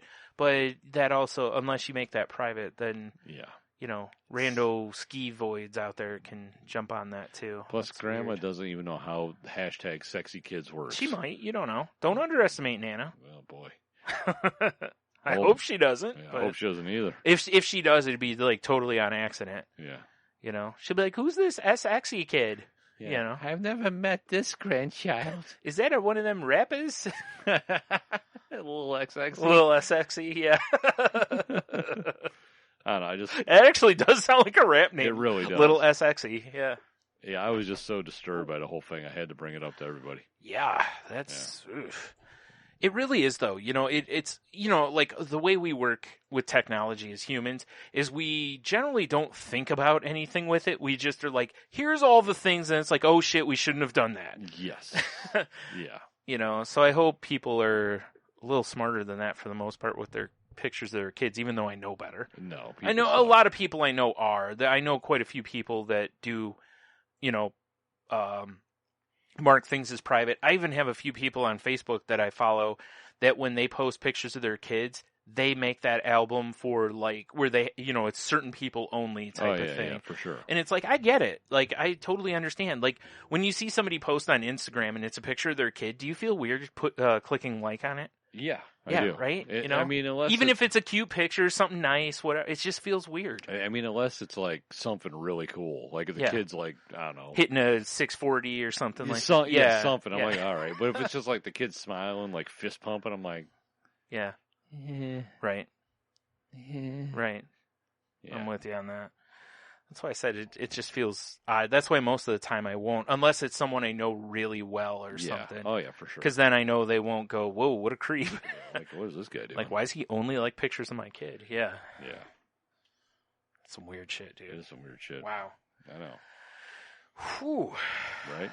All right. Let's pull out of that darkness. Yeah, okay. Well, let's go from that to back to some hijinks? No, back to some, well, yes. I was going to say back to some drugs, but... we can't stay away from them drugs. So this is from the CBC. Man tried to smuggle cocaine under his toupee. I saw this picture. Yeah. It's the greatest thing ever. And there's actually a picture of him on this page with the toupee on with the drugs underneath. So realistic. It looks so real. I don't know how he got caught. I don't know why either. He must have taken it off to wipe his brow or something. I thought he had some sort of small mammal laying on his head. I think he does. Yeah, sure looks like it. He had half a kilo of coke hidden up under his oversized toupee. Good old narco trafficante. Yep, worth about. Wow, this is funny. Since it's from the CBC, the initial number they show is euros. Then they convert it to Canadian. Really? So I can only estimate that it's... How many beaver pelts? It's 30,000 euros, or 43,900 maple coins. Oh, maple coins. Delicious. Delicious maple coin. I hear you peel the foil off, and it's just maple candy. I mean, I'm not going to lie. I'd eat that. I'd eat that, too. That sounds pretty delicious. Right? Or they're just, just Croft Dinner coins. Yeah, no. That's the powder, the cheese powder. It just comes in like a coin. Yeah, they just peel that off and... Yeah, you got to get a microplane and just create it. Dude, if I could get solid cheese powder and just microplane it over stuff. That would be interesting. It would be very... Yeah. You want some cheese? It just sounds like you're taking sandpaper over a brick. You go for about 43 microplanes a year. Yeah. Yeah. It's like, I'm going to have to get a rougher... Yeah. You don't even buy microplanes anymore. You literally just go buy... Like a rasp. A rasp, yeah. I couldn't remember what they were called. Thank you for that. Yeah, you're welcome. Yeah. So, that... definitely, if you haven't checked this out, make sure you pull this up for the picture alone. I mean, makes it worth it. This master criminal, I don't know how he must have talked to somebody. It's a frame up, clearly. So here's the question. Yeah. That I want the answer to. All right. Did this guy come up with this idea on his own, or is this one of those situations on TV where, I don't know, they have his pet meth gator that they're going to kill unless he smuggles this cocaine under his toupee? I'm assuming that he started with more cocaine than that, and he did a bunch and thought this is a great idea. That's probably what it was. He's probably like, back home, the coke's not this good. Yeah. He's like, but I know they're going to, ask me at the border for it, and then they'll want me to share. And it's like, I'll just do half. Half. Just do half, and then I'll sell the rest, but I got to get across the border under my hair hat. Also, I don't know if you noticed this or not. Okay, but if you look at his hair, on top of his head where you can see his hair, I can't tell if he's balding or if he has it cut super short, essentially to make room for the coke under the toupee. I can't quite tell. I need a picture of this guy without the toupee. I will say, though, he's dressed pretty nice. He is a dapper gentleman. Yeah. But, wow. So, I was looking for his name. I was going to say that, we salute him. He's a true hero. Yeah. True hero. Trying to just trying to get home with a little Coke. Yeah, a little cocaina, a little yayo. Just a kilo, no big deal. Half a kilo. Half kilo, sorry. You're right. Well, the other half's in his bloodstream. Yeah, for sure. It's up his nose. Yeah, exactly. Get some of those Coke boogers. Yeah. He goes to the hospital and they're like, we don't know how to tell you this. You have this giant mass in your sinus cavity. They're like, wait, is that cocaine? It's like, no. No. No, of course not. Like, how'd that even get? And sir, we need to talk to you about your toupee. Oh, shit. I guess it's me. Yep. I'm going to talk about something, Brian, that you and I just wish it was around us, because we would straight up destroy this. Okay. Despite the fact it's CC's Pizza. Okay. I don't know if you had CC's. It's kind of like eating a piece of cardboard soaked in grease. Yeah. I mean, it gets the job done, but it's not the greatest. You're right. I'd rather have a hot and ready. Yeah, for sure. Yeah. But I do believe the prize for this was $500. Okay. So hear me out. It's a Please tell me it's making tender love to pizzas. Kinda. Sweet. Yeah. It was a food challenge. And it was team based. Oh, wow. Eiffel Towering a pizza. Yes. That's a whole different ballgame. We're going to need at least an extra large then. But get this. You had an hour to do this. Okay. Eat a 28-inch pizza and a 32-ounce drink each. That seems really doable. Yeah, I don't know how big. Well, I was going to say how thick's the crust first of all. That I don't know, because they don't really tell. Yeah. But it says they did it in a few cities. They did in Dallas, Houston, San Antonio, Orlando, Cincinnati, St. Louis, Charlotte, and Chicago. Wait, they did it in Cincinnati? Yes. Why didn't Hobie do this? There was no winner in Cincinnati, so no one did it at all. Sad. No winner in Houston, which is like the fattest city in America. Wow. No winner in San Antonio. The top. Right, maybe this isn't that easy. The top team. Was in St. Louis. It's called Hammer and the Garbage Disposal. And they did it in 11 minutes and 26 seconds. Wow, that is fast. Yeah, that is fast. Although I got to say... Oh, nope. I lied. Okay. Chicago, the Glutton Force 5 did it in 7 minutes, 25 seconds. Okay. Now, this is a two-person event, right? It's a two-person event. Okay. But I want to say you won... Well, let's see here. Okay, the grand prize winner... won $2,500. Okay. Right? So I assume that's whoever did it the fastest? Yes. Basically? But I want to say if you're the winner in your city, it's $500. Okay. I wonder what the real strategy is here. We need to get like that team on The Enthusiasts. Oh, God, that would be hilarious. When I saw this, at first I was like, an hour to eat a 28-inch pizza and two 32-ounce drinks. Like I said, it depends on how thick the pizza is. Well, and I didn't realize it was a timed event against other people. Okay, yeah. But we could for sure smash a 28-inch pizza. Like I said, I don't know how big a Little Caesars pizza is, but I could put one of those down in probably about 10 minutes. 12-inch, so it's basically two plus large pizzas between two people. Yeah. So, I mean, you just got to find two people who can definitely... Now, the drink obviously is going to be tough because it's probably 32, that's 2 pints. I'm guessing it's a soda, though. You know, so you have that carbonation in there, which kind of can make it a little tough. But I feel like you use the technique they use for the eating contest. You fold the pizza out, you know, so it's the toppings out, so you're not like just eating bread on top of bread. Oh, yeah. And if you have to, you know, you dip it in your drink to help take care of some of that drink too. Yeah. Yeah, I think it's definitely doable. Also, I'm surprised. I wonder if there was like a no professional eaters, because I can't imagine that what's in them like Joey Chestnut or somebody couldn't go smash this in like 2 seconds. Go ham on it. Do you remember? Well, there's that episode of Man vs. Food where he eats that giant burrito and it's in like 10 minutes. Yeah, that thing's the size of my leg. Deep throating it like a pro. Yeah, I just unhinged his jaw and took it all. Yeah, and like I'm not a huge fan of CC's Pizza. I've partaken. Yeah, I've had it when they used to have one here in town. Yeah, but I mean, still, I really think that's something that Salty Language could straight up go in there and wreck. We would at least try it. And it's funny because I generally am very outspoken about how much I hate food contests. Oh yeah, for sure. Because,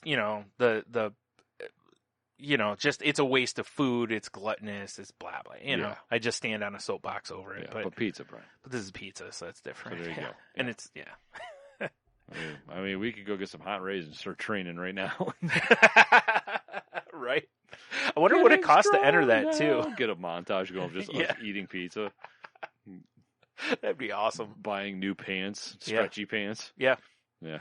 Yeah, that's part of it. Oh, yeah. It's like, part of the montage, Yep, exactly. It's like, a different part. It's like pulling the curtain back with the new stretch pants on and modeling them while the other one gives the thumbs up or thumbs down. And then at the end, we had, in just like a moo-moo or something like that, like, winner. Going rolling into CC's and a couple rascals. Yeah. Of course, our rascals are drop low to get that that cool stance, get some nice rims. They're not built that way. It's just because we weigh so much by that point. Yeah, for sure, right? They're basically just scraping. Yeah, exactly. Sparks flying. Yep. Looking badass, though.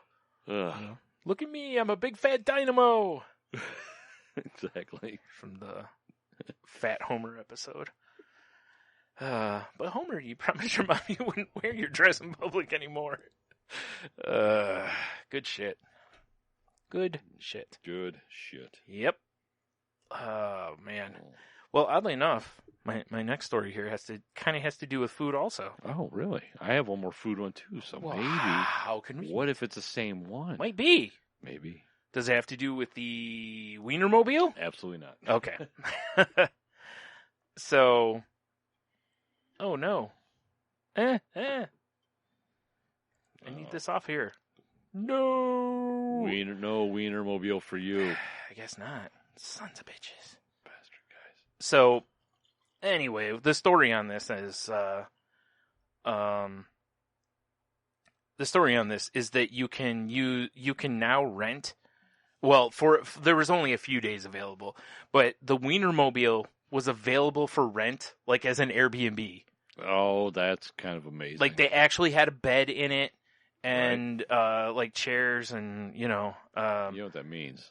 Someone for sure slung dick inside the Wienermobile. For sure, yeah. Hopefully it was with someone else. Hopefully they weren't just tossing kraut everywhere or something. Tossing kraut. Oh, that's great. That's also a really terrifying thought. Yeah. If what you're tossing looks like kraut, you probably should go to the doctor. Definitely see a doctor. If it looks and smells like sauerkraut. Yeah, I didn't even think about the smell, but you're right. See a doctor. Also very concerning. Immediately book a urologist appointment. Oh, man. Yeah, I saw this on the news the other night, though. And it was surprisingly cheap. Like, how much do you think? I mean, I just told you, it's surprisingly cheap. But how much do you think it was to rent it for a night? $250. Less. Really? Yeah. Oh shit! I thought I was kind of like undercutting it. Honestly. No, $136. And for some reason, this page just keeps loading this stupid ad blocker thing. Because everybody wants to go behind frickin' paywalls and stuff now. Of course. And ad blocker balonies. But naturally, jerks. Yeah. So I'll find a different link for the show notes because this is annoying. Man, my assy nipples are sore. That's pretty terrifying also. I know. Yeah, the dates were already picked up right away. Of course. But it was still pretty pretty fun idea. I wanted to read more on the details of it, but the stupid page is stupid. There's going to be somebody definitely put a mustard bottle in their ass. At least one. Yeah, at least one. Yeah. There's some weird shit that went down in that Wienermobile, I guarantee it. Oh, man. I'll tell you this. If I see that there's 3 days available, no fucking way do I want day 3. Oh, God, no. Not unless, they put a hazmat team inside that thing in between. Yeah, the mattress stain division's going to be a field day. For sure. Yeah. I am, and apparently it was shit. What do you call it? Like you have like it's stocked with wieners also. Of course it is. Yeah. So you can use them on your lady. Damn it, dude. Now, it's funny. This page says $178 a night, which I still feel is a steal. Yeah, for sure. Like, if you and I were, like, in a position where we could come up with $178, I'd be like, dude, we're fucking doing a live salty language from the Wienermobile. Yeah, for sure. Yeah. Yeah, absolutely. That would be awesome. Yeah, I would probably buy free wieners for everyone who shows up. Probably buy like a hot and maybe dog hot suit dogs or something, or like a hot dog onesie. I don't know. By hot dog suit, I'm assuming you mean a suit with hot dogs on it. Oh yeah, for sure. Not a hot dog like costume. Maybe that too. All right, that would be much funnier. That would be much funnier. Yeah. Okay, here we go. The amenities included a mini fridge stocked with Oscar Mayer hot dogs and all the Chicago-style hot dog essentials. An Oscar Mayer roller grill to take home. Well, that's kind of cool. An outdoor space for a comfortable outdoor space for hot dog eating, and a custom Wienermobile art piece by local artist Laura Kiro. Oh, I love her. Tossing kraut.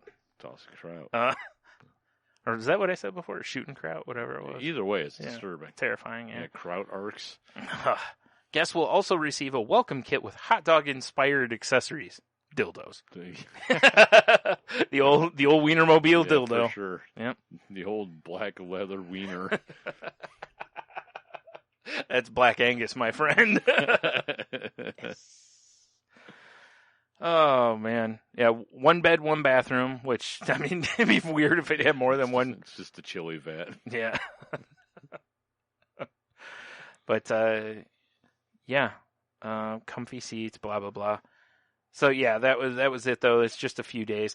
I would hope that as long as people behave themselves with it, that this is something that they would do again. Yeah. They really should just make another one and just let it be an Airbnb. They should. And probably charge more than that. I'm pretty sure Oscar Mayer should just make like Wienerland. It's just a hot dog amusement park. Yeah. Yeah. That would be weird to go to. It'd be like the log ride, but it's a big hot dog. Yeah. That'd be sick. What is it going into? A hallway? Probably mustard. Oh, mustard, right. Yeah. Oh, I see what you're doing. Yeah. It's like that scene from Patch Adams. Yeah. Yes. Oh, man. So, all right. So, what you got? Let's see here. Well, I have to shout out our buddies. Well, no, we're talking food. I'll shout out the buddies next. All right. So why would it do that? Because technology hates us, my friend. There we go. We know that. So I don't know if you heard about the company House Wine. Oh, they're sold out, you assholes. But House Wine, they make boxed wine. Okay. Right? Which is actually not terrible. All right. Just to let you guys know. Sure. But so what they did is they teamed up with Cheez-Its. Okay. And they made wine and cheese in a box. Oh, God. I was waiting for you to say Cheez-It wine. Oh, no. I was like, oh, God. It's, you remember, remember when we were growing up and Nintendo put out cereal? Yeah. And half it was Super Mario, that's what this box looks like. Half it's Cheez-Its, the other half a box of wine. So it's just, so it's an all-in-one gimmick. It's all in one gimmick. One box, cheese and wine, which I've never had Cheez-Its and wine together, but I think Cheez-Its probably go with everything. Yeah, probably. Yeah, I'm pretty sure you could have, fancy White House dinner. If they presented a platter Cheez-Its, people are like, this is nice. Mm-hmm. Yeah, especially if they have, a toothpick or something. Yeah, right in that little hole. Yeah. Yeah. I just thought it was kind of a cool little thing, but I see they're sold out. So. Now, see, what they should do is they should have, smaller boxes of wine that's it's like a box of wine, and then it also comes with a Lunchable. Essentially the old, like a charcuterie tray. But it's $5, It's true. It's true. You can swing that. Yeah, for sure. You can, charcuterie. For when you can't afford all the fine meats and cheeses. How funny would that be to go somewhere and buy a bunch of Lunchables, just put them on a platter and put a little sign in front of just says charcuterie. God. I bet, depending on the crowd, it would go over. Oh, yeah, for sure. Especially if you made up shit about the stuff. Yeah. Yeah. This is the finest finest bologna. Yeah. From Bologna or whatever. Bologna. Oh my. Do you like green olives in your bologna? Because I do. The driest of martini olives. Does your charcuterie tray have a first name? Because mine does. My charcuterie trays come with little sprinkled brownies. And a Capri Sun. Yes, and a Capri Sun. And a squeezy packet of pizza sauce. Oh, man. That was the worst shit ever. Those pizzas they had. Yeah. Hey, do you like stale bread and almost ketchup? Who doesn't? Takes me back to my childhood. You know? Right. It's like when you're out of mayonnaise, you know? You gotta have something on that bread. I guess, right? Fucking put some kraut on there. Wait a minute. Yee. Right? Yeah. So, yeah, wow. That's, wow.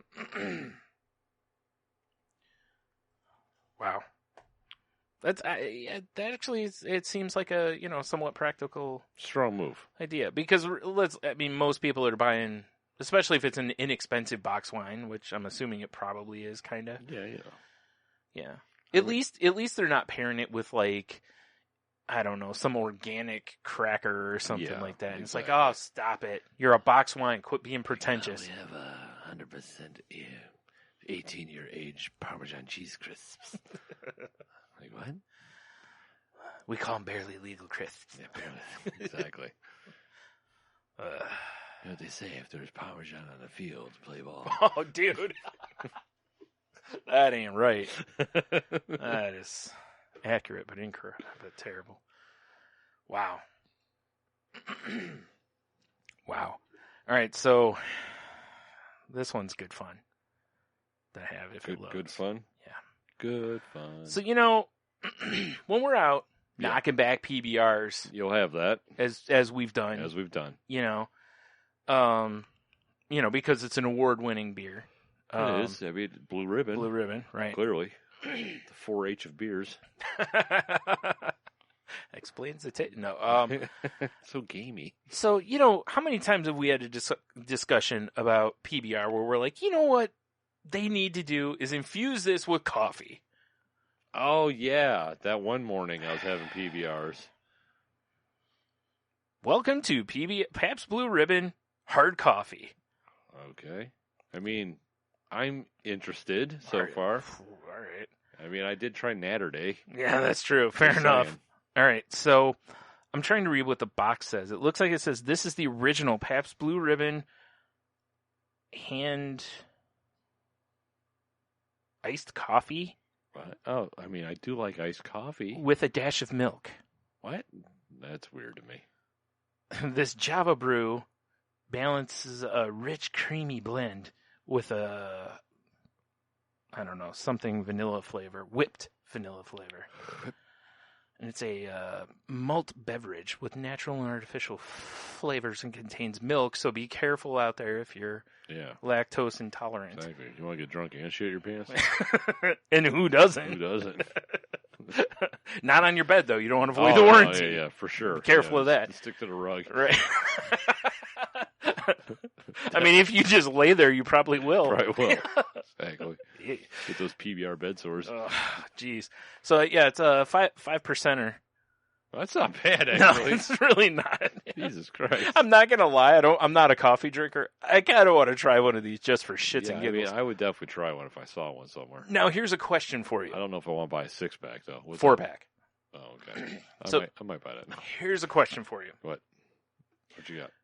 Would this be doable for an All the Beers episode? Oh, for sure. Okay. Absolutely. Because if you do this one, let me know. I'm in to do this one with you. Okay. Because if we're going to suffer.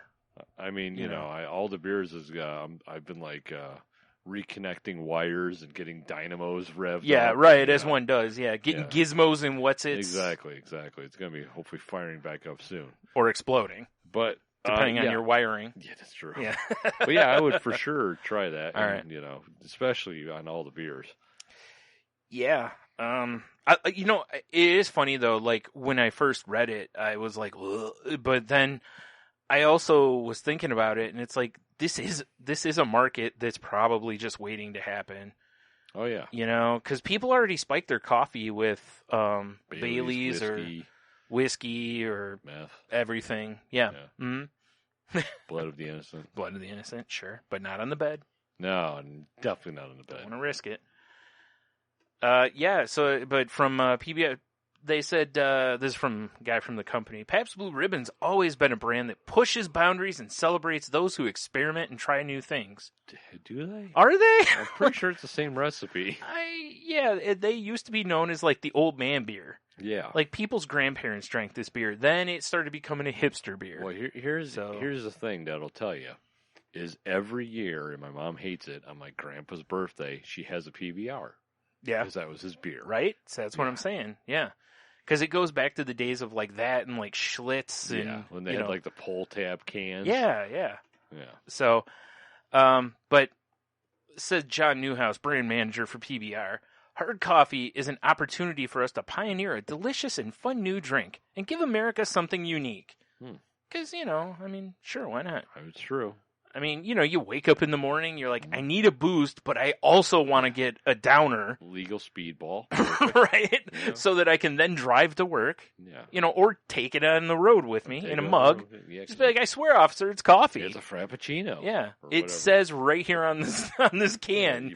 I've been, because it's been so hot lately. Yeah. I've been drinking iced coffee every morning. So I could just dump it on some ice cubes in my mug. No one would know the wiser. Oh, shit. I didn't even think about that. Oh, shoot. No, no. They actually mentioned Untapped on here, and I meant to pull it up because I wanted to see what the Untapped review for it was. Yeah, for sure. Well, I'm going to shout out one of our buddies real quick. I'm looking it up. You would. Inner City Geeks, man.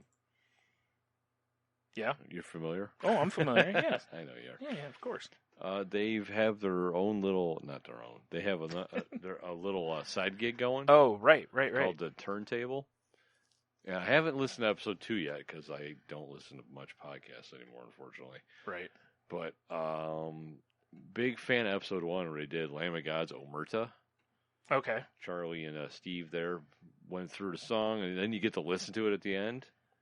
And, I dug it. I dug it a lot because, I like metal. Mm-hmm. And right.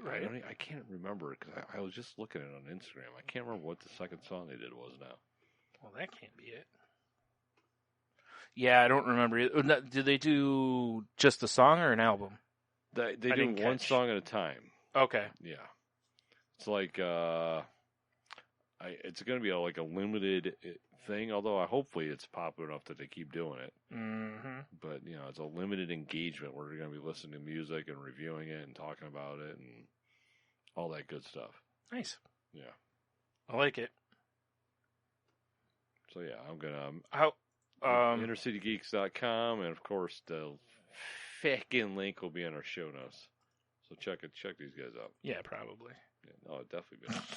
I'm just shitting. You son of a bitch. I'm just being an asshole because I can be. So, just quick scrolling and whatnot here. I'm not finding that in here. Might be too early. Well, Salty Brew. What? Sounds like crowd. That's me. Yeah. I have a nickname in various Twitter rooms I'm in of Brew because, my name's Stu, my name's Brian, but I also like beer, so the things all fit together. Yeah, fair enough.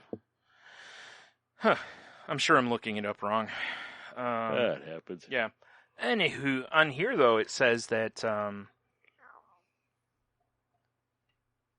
dang it. I can't find it now. There we go. It says tasters on the popular site Untapped have already had a chance to try out the unusual drink, and the reviews are pretty positive.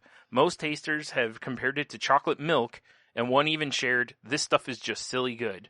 Oh, well, I mean, shit. Oh, well, here's the problem. They've only rolled it out so far, according, at least went as of this thing I'm reading, in Pennsylvania, Maine, New Jersey, Florida, and Georgia. What a weird mix of states. Weird. I see. Too afraid to roll it out to Michigan because, we know what real beer is. Exactly. We'd be like, what is this piss water? So, we'll have to Have to keep an eye on whether this shit rolls out nationwide or not. Right. Because I would certainly. Yeah, it's unfortunate it's not in a state really near us. I'm not driving to Pennsylvania. No. I mean, unless someone wants to send us some. That's true. I mean, I think, if our memory serves me right, one of our loyal participants is a Pennsylvania native. Participants? Accomplices? Well, he usually sends us emails and such. Yeah. Without getting too in deep. Yeah. Richard Simmons. Shorty shorts and all. Hot. All right, so I have another beer thing here. Oh, well, please. This isn't going to make you happy either. What? Oh, no. Not happy? I don't have good beer stories this week. God damn it. Well, that last one was terrible. Okay, fair enough. I have one that's in, and then I have one that's no. All right. Garrett posted this in our group, actually. I know what you're talking about. This is from Mashable, but it says, my worst nightmare is finally here. Boba beer is officially a thing. Yeah. I don't know about all this. Yeah. I mean, I love me some craft beer, but at some point, it goes too far. Yeah. Now, I will say it's not anywhere around here. It's in, like, Malaysia or whatever. Yeah, so. Well, of course, that makes some perfect sense. Enjoying our tidal wave, you weirdos. The boba beers consist of butterbeer made with Kirin Ichiban, Guinness milkshake with Guinness, strawberry lime cider made out of apple. Jesus Christ. Apple Fox right. cider, and watermelon beer mixed with tiger beer, which tiger beer is a great name. I'm not going to lie. I was on my soundboard for El Tigre. Yeah, right? Damn it. So, apparently each one runs about $7. Huh. Which is right around craft beer price. I mean, boba beer. But this still can go right to hell. I agree. How about we go with just regular beer? And that's the bottom line. That's the bottom line. Yeah. So, all right, what else you got? Man. The old Buster, Brian. Ugh, not holding up, man. Need another one. Fuck that noise. Or 6, whatever. I saw this earlier from our pal, our homie, Michael E.L. Of Danger Entertainment. Danger! At Michael_Leal on the Twitter machine. Yes. He tweeted out the fact that there is a Ninja Scroll 2 trailer out. Yes. You know, it sucks. What's that? I haven't watched it yet. Oh. Yeah. All right. But it's out. It's pretty exciting, though, right? And I'm very, because Ninja Scroll is one of the first animes that got me into anime. Yeah. You know? Yep. It's one of the few I don't know if I still own it or not, but I used to own it. Oh, I definitely own it. It was one of like 3. I owned like that, Akira, and I forgot, probably Ghost in the Shell or Blue something. Girl. I used to own some Go-Go 13, but I don't know. I sold it a while ago. Right. Damn you. But yeah, it's, I don't know. Have you watched the trailer for Maverick?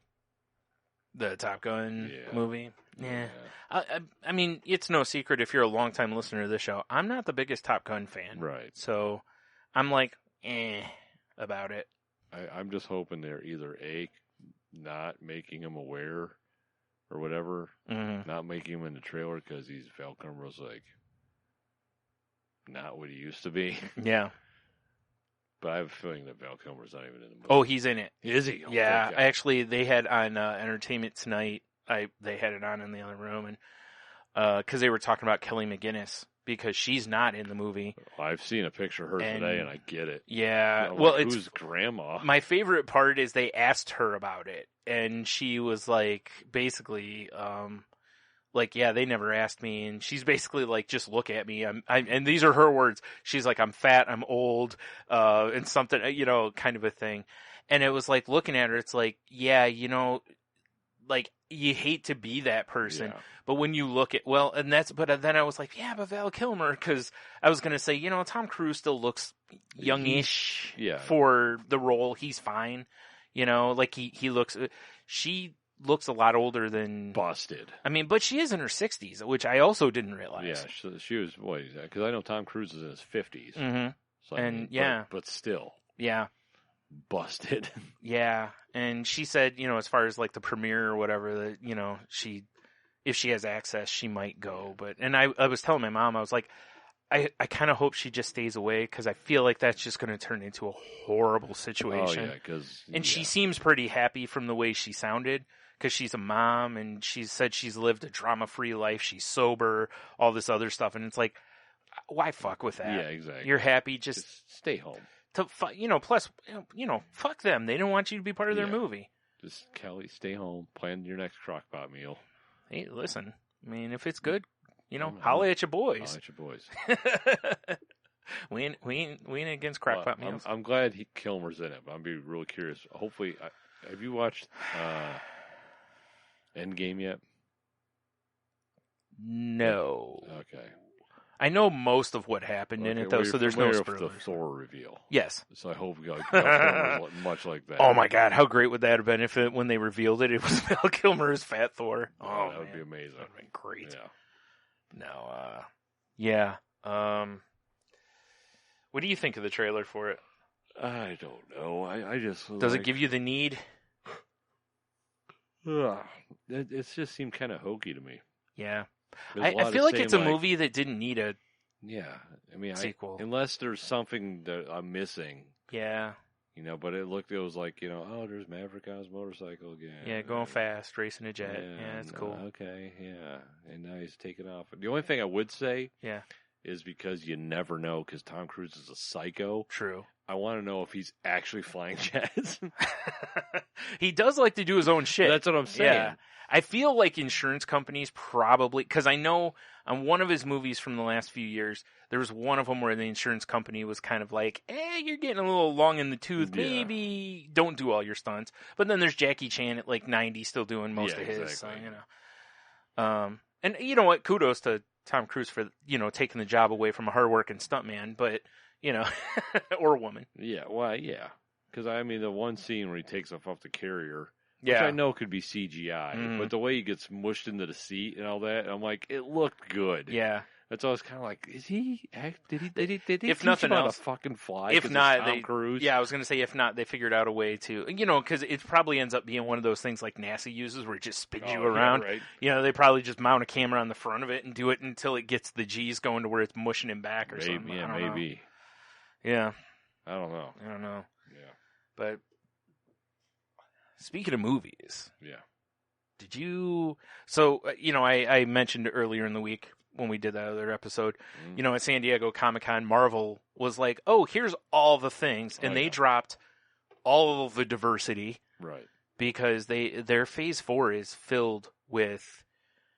Like, it looks... Well, not looks like... they straight out announced Natalie Portman's going to be in the new Thor... Or back in the new Thor movie. Right. And they're going to reveal... I hate calling it Lady Thor or woman... she's Thor. Yeah. The other one becomes, like, in the comics, he starts being referred to as Odinson.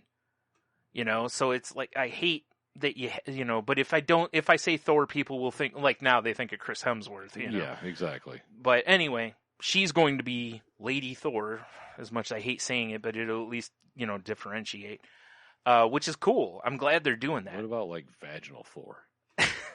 Fuck you. That's so bad. Vaginal Thor. Like, she just plugs Mjolnir in there and flies around by her. Like, her lips just grab it and flies. What about the fuck? Thorveries? You should stop. Thorveries. Trying to... Okay, you almost had me, but no. All right. No. But I still thought it was cool that they're doing that. Because I like that they're taking that risk because you don't know how that'll pay off. It's true. Because in the comics, the book ended up doing okay, but remember we talked about it forever ago. Remember the big stink around, it's not what I'm used to bullshit. Yeah, not what I'm used to. And you've also got, through Endgame with, Spurler's Cap going back in time. Yeah. Because, I don't know, he's something about saving the library or something. But he's doing that and, oh shit, what's his name? I can't think of the actor's name now. Falcon. Anthony Mackie, sure. I think, or something like that.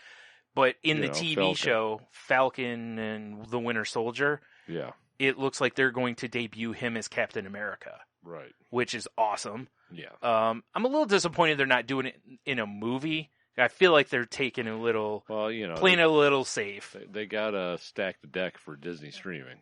True.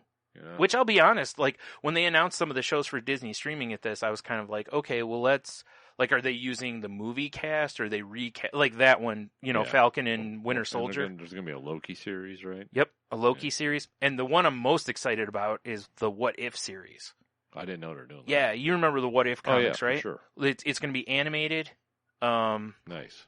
And which I was a little scared at first because I was hoping it was going to be a TV show, not a movie. Right. And it is, but it's going to be an animated one. I'm like, that makes sense because that gives them a lot more freedom with it. Because otherwise, the budget on that show would probably be insane. Yes, for sure. So I'm down for that.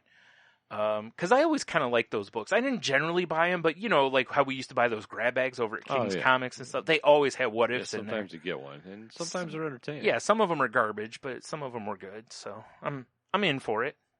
Right. What'd you think of the logo for? I mean, the logo everyone was talking about was Loki because that's a god awful logo, but the Thor logo looks so like straight out of the 80s. Well, now I gotta look again. Yeah, I thought I had it right here and I don't. Anyway, while you're doing that, I'm going to talk about some of the other stuff that's lined up. Like the first movie coming out is Black Widow, which we've all known that was coming. Yeah, of course. And it's a prequel Black Widow story, so it takes place well before Endgame because, well, if you've seen Endgame. Yeah, that is sort of super out of the 80s. Yeah. It looks like it should come off of like Annie Frank Frazzetti like poster. Yeah, right? Or, like Whoa. Sorry. Whoa. Sorry. Or like some sort of like, Take Me, Thor, You're My Lover book. I hope that's what it's like. Yeah. No. Except, I hope they flip the script on it to where it's a man saying that to Natalie Portman. I am really curious with that storyline, though, because it's, as long as she has the power of Thor, it keeps her cancer at bay, but it's also killing her. Like, every time she turns into Thor, it basically drains her health bar, if you will, for sure. So it's a cool, I like it. I mean, I'm way behind in the books, but I thought it was a neat story. I hope they keep kind of that idea in the movies too. Well, you're assuming you're going to do cool stuff, and they might not. Well, I mean, I know Marvel's got a good track record. Yeah. I mean, if this is DC, I'd have zero hope. Yeah, it's true. But it's Marvel. They've bought themselves some equity there. Yeah, fair enough. We'll give it a chance. Yeah, we already mentioned Falcon and the Winter Soldier, which I think will be cool because there's supposed to be Baron Zemo in it. Nice. That should be awesome because they haven't really used him, much. Then they're doing an Eternals movie, which I wonder how many people know anything about the Eternals. Probably nothing. Because when's the last time they had a book on that? God, I can't even remember. I don't even know. Unless there's more like a more recent one or something. But it's, I was talking with Fluffy Bunny Ash about it, and it's like, this is even more obscure than Guardians of the Galaxy. Oh, yeah, for sure. Like, I don't know I bet we know people who are comic book fans who never heard of the Eternals. Right. I had to look it up because I barely remembered what the hell they were, so... and I'm not saying I'm the, Isn't it like the more magical people and shit? Yeah. But this is they're like from the 70s, Jack Kirby created them. Yeah, created them in the 70s, it says here. So, who knows? They've got Angelina Jolie's attached, Kumail Nanjiani's attached, Salma Hayek, other people that I don't know, but those other people. But at least, I mean, they got some other actors, some decent sized names attached to it. Yeah, for sure, right? But, yeah, and then another one they announced was Shang-Chi and the Legend of the Ten Rings. That's crazy. And I know the character. Yeah. But that's another one that I'll bet most people have no clue. Right. But the way they positioned it sounded like it's going to be like kind of like a a cool like martial arts movie. Here's hoping. I was hoping Iron Fist would be a cool martial arts show. Yeah, fair enough, man. Yeah. Although in fairness, if they had done Iron Fist as a movie, it would have probably been done. It probably would have been way better. Yeah. Then there's going to be a WandaVision. The name of the show is actually WandaVision. But it's going to have, Wanda, the Scarlet Witch, and Vision, which I don't know a lot of people know or not, but, they were lavas. They were lavas for a while. Yeah. Yes, take me, my robotic lava. Right. Yes. Doctor Strange in the Multiverse of Madness. which is a great name. That is. That sounds like a sweet ass band. Yeah, right. I'm really hoping. I've read a couple things where they talked that this might be a little more like kind of horror movie. That'd be cool. Yeah, which Doctor Strange really could go into because there's a lot of he fights like demons and weird shit. Yeah, so for sure. He's very much like the kind of like the Hellblazer and Marvel thing where you can go real dark with it, but also bring it back and have a little fun with it. Plus, everyone loves Benedict Cumberbatch. Yeah. So. Yep. And like you said, Loki, which will be interesting because, we don't know what or who is going to be, because it says the Loki we all know and love died at the hands of Thanos in Infinity War. But this series follows the Loki who nicked the Tesseract and disappeared after the Avengers went back in time in Endgame. Yeah, I'm curious to know what happens. Mm-hmm. Me too. When that happened in the movie, I was like, ooh, and they never showed back up. Yeah, exactly. Like, now you know why. Yeah, I'm like, they're just setting up shit. Setting the TV show up. Yeah, you bastards. Brilliant move, but yeah. But still, hurts my feelings. Right. Where is it? It says, what if? We'll explore ideas like what if Peggy Carter picked up Steve's shield to become Captain America? Oh. And it'll include the voices of returning Marvel stars like Michael B. Jordan, Josh Brolin, Mark Ruffalo, Samuel L. Jackson, Haley Atwell, Chadwick Boseman, Karen Gillan, Paul Rudd, Michael Douglas, Neil McDonough, Dominic Cooper, Sean Gunn, and Natalie Portman. Too many people. And Westworld's Jeffrey Wright is also lending his voice as the Watcher. Wow. Which I think is a cool... Also, again, the Watcher's never really been part of this stuff, so that could be a, cool thing. Hawkeye, they announced, but it's not... Like, the logo they used is from, like, the Matt Fraction run, to where Hawkeye was working with a female Hawkeye named Kate Bishop. Right. So I'm very curious to see... You mean vaginal Hawkeye? Yes, vaginal God damn it. Think I could get away with naming the show Vaginal Thor? Probably not. Because really... I mean, it is kind of, like, anatomical and stuff. Right? Yeah. It's very clinical. Yeah. If your vagina is Thor, you should probably see a speech therapist. Fuck. I can't talk, man.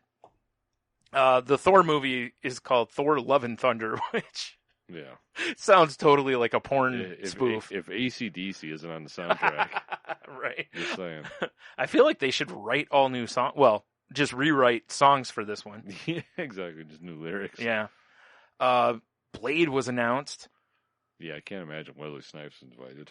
No, they cast Maharaja. Jesus, man, I'm such a mess.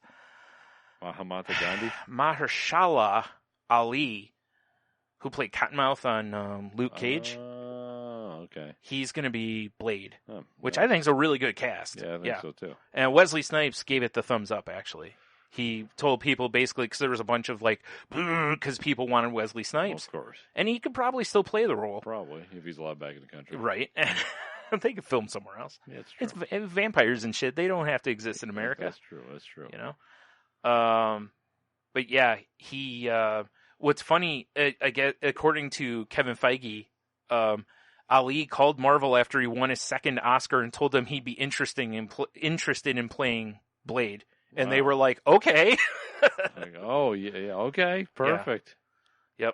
Yep. Captain Marvel 2, Black Panther 2, Guardians of the Galaxy 3. Of course. So, yeah, that's all the shit that they announced from... That's so much shit. That's so much stuff. I mean, this is across, years. Yeah, I mean, I know. It's going to be their new arc or whatever. Yeah. Phase 4. Or Phase Thor. Stop it. So, on a note to go with that... Yeah. Don't look at my screen here, because I don't want you to see this when it pops up in case. All right. So, all right. So Disney bought Marvel for $4 billion back in 2009. That's a lot of billions. Do you know how much they've made? Oh, jeez. The movies have made... Probably like $1 trillion or something stupid. No, not that much. Okay. No. At least $10 billion. 18. They have so much money. Now you can't just go, oh, that's 14 billion profit, because it isn't. But still, the fact that they invested $4 billion has brought 18 billion in movies to them, and that's just to this point. Yeah. You know, we just announced 7,000 more projects. Because I know Endgame is the #1 grossing movie of all time now. Yeah, because they play. Well, in fairness, Avatar played the same game. They put it back in theaters to get extra money too. But, still, yeah. I mean, I think Thanos could be way better in harvesting unobtainium than douche McAllister. True enough, the Marine. Yeah, and Disney owns both. Oh, yeah. They own Avatar and... Fuck you, Mouse. And Marvel. I mean, don't kill my family. And Star Wars. Yeah, they own all the things. And, yeah. Oh, my God. My kids show me the best Star Wars video. Yeah. And I'm sure people have seen it, but I never have. So it was new to me, goddammit. Yeah. But it's the last scene in Episode 3. It's a duel. I have the high ground. Mm-hmm. Don't try it. Right. And someone took the script and ran it through Google Translate and translated it into Japanese. Oh, my. And then took that and then ran it back into English. And then had the Japanese English voice read the script. Right? Wow. That's a lot of work. It is a lot of work. Yeah. I mean, it's really not. But it's fantastic because, like Obi-Wan's like, don't I have the high ground. And then, like, the damaging stuff, when Anakin's burning and screaming, he just is going, oh, ooh. Now, see, what they should have done is they should take the sound clip of Billy Corgan when he's on the roller coaster, when he does the wee. Dude, it's so bad. Oh, my God. I gotta see if I can find it so I can be in our show. That's so terrible. I have a couple other things here, just real quick. First of all, did you see there's rumor that Netflix is talking with Eddie Murphy about a comeback? I did see that. Did you see how much money they're talking? I didn't see how much money they're talking. The rumor is like $70 million well, for multiple specials. I mean, it is Eddie Murphy. But, dude, that's more than Chappelle got from him. I don't know that Eddie Murphy Listen, I understand. Yeah, right. If Eddie Murphy says, I'm doing stand-up, it's going to sell out anywhere he does it. I get it. Yeah, for sure. But Dave Chappelle is still funny at stand-up. Right. You don't know if Eddie Murphy still is. He hasn't done stand-up in a long time.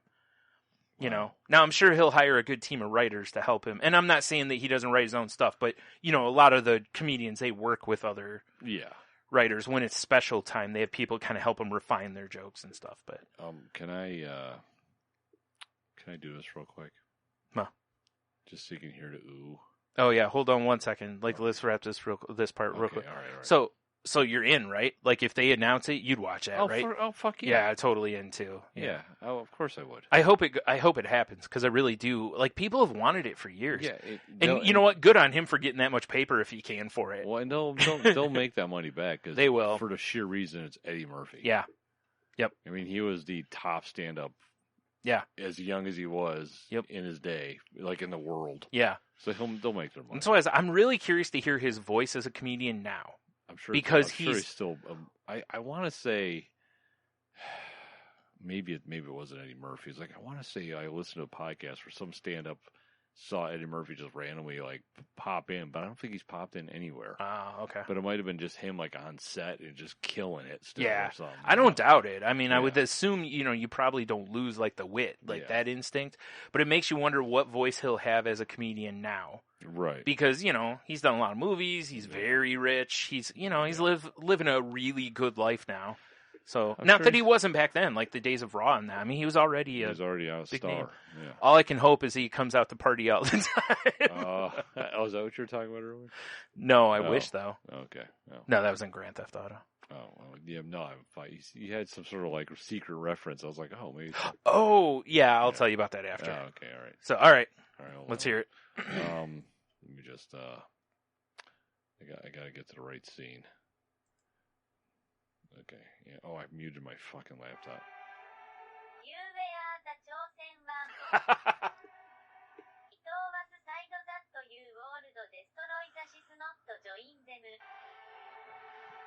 Just gotta get to the screaming.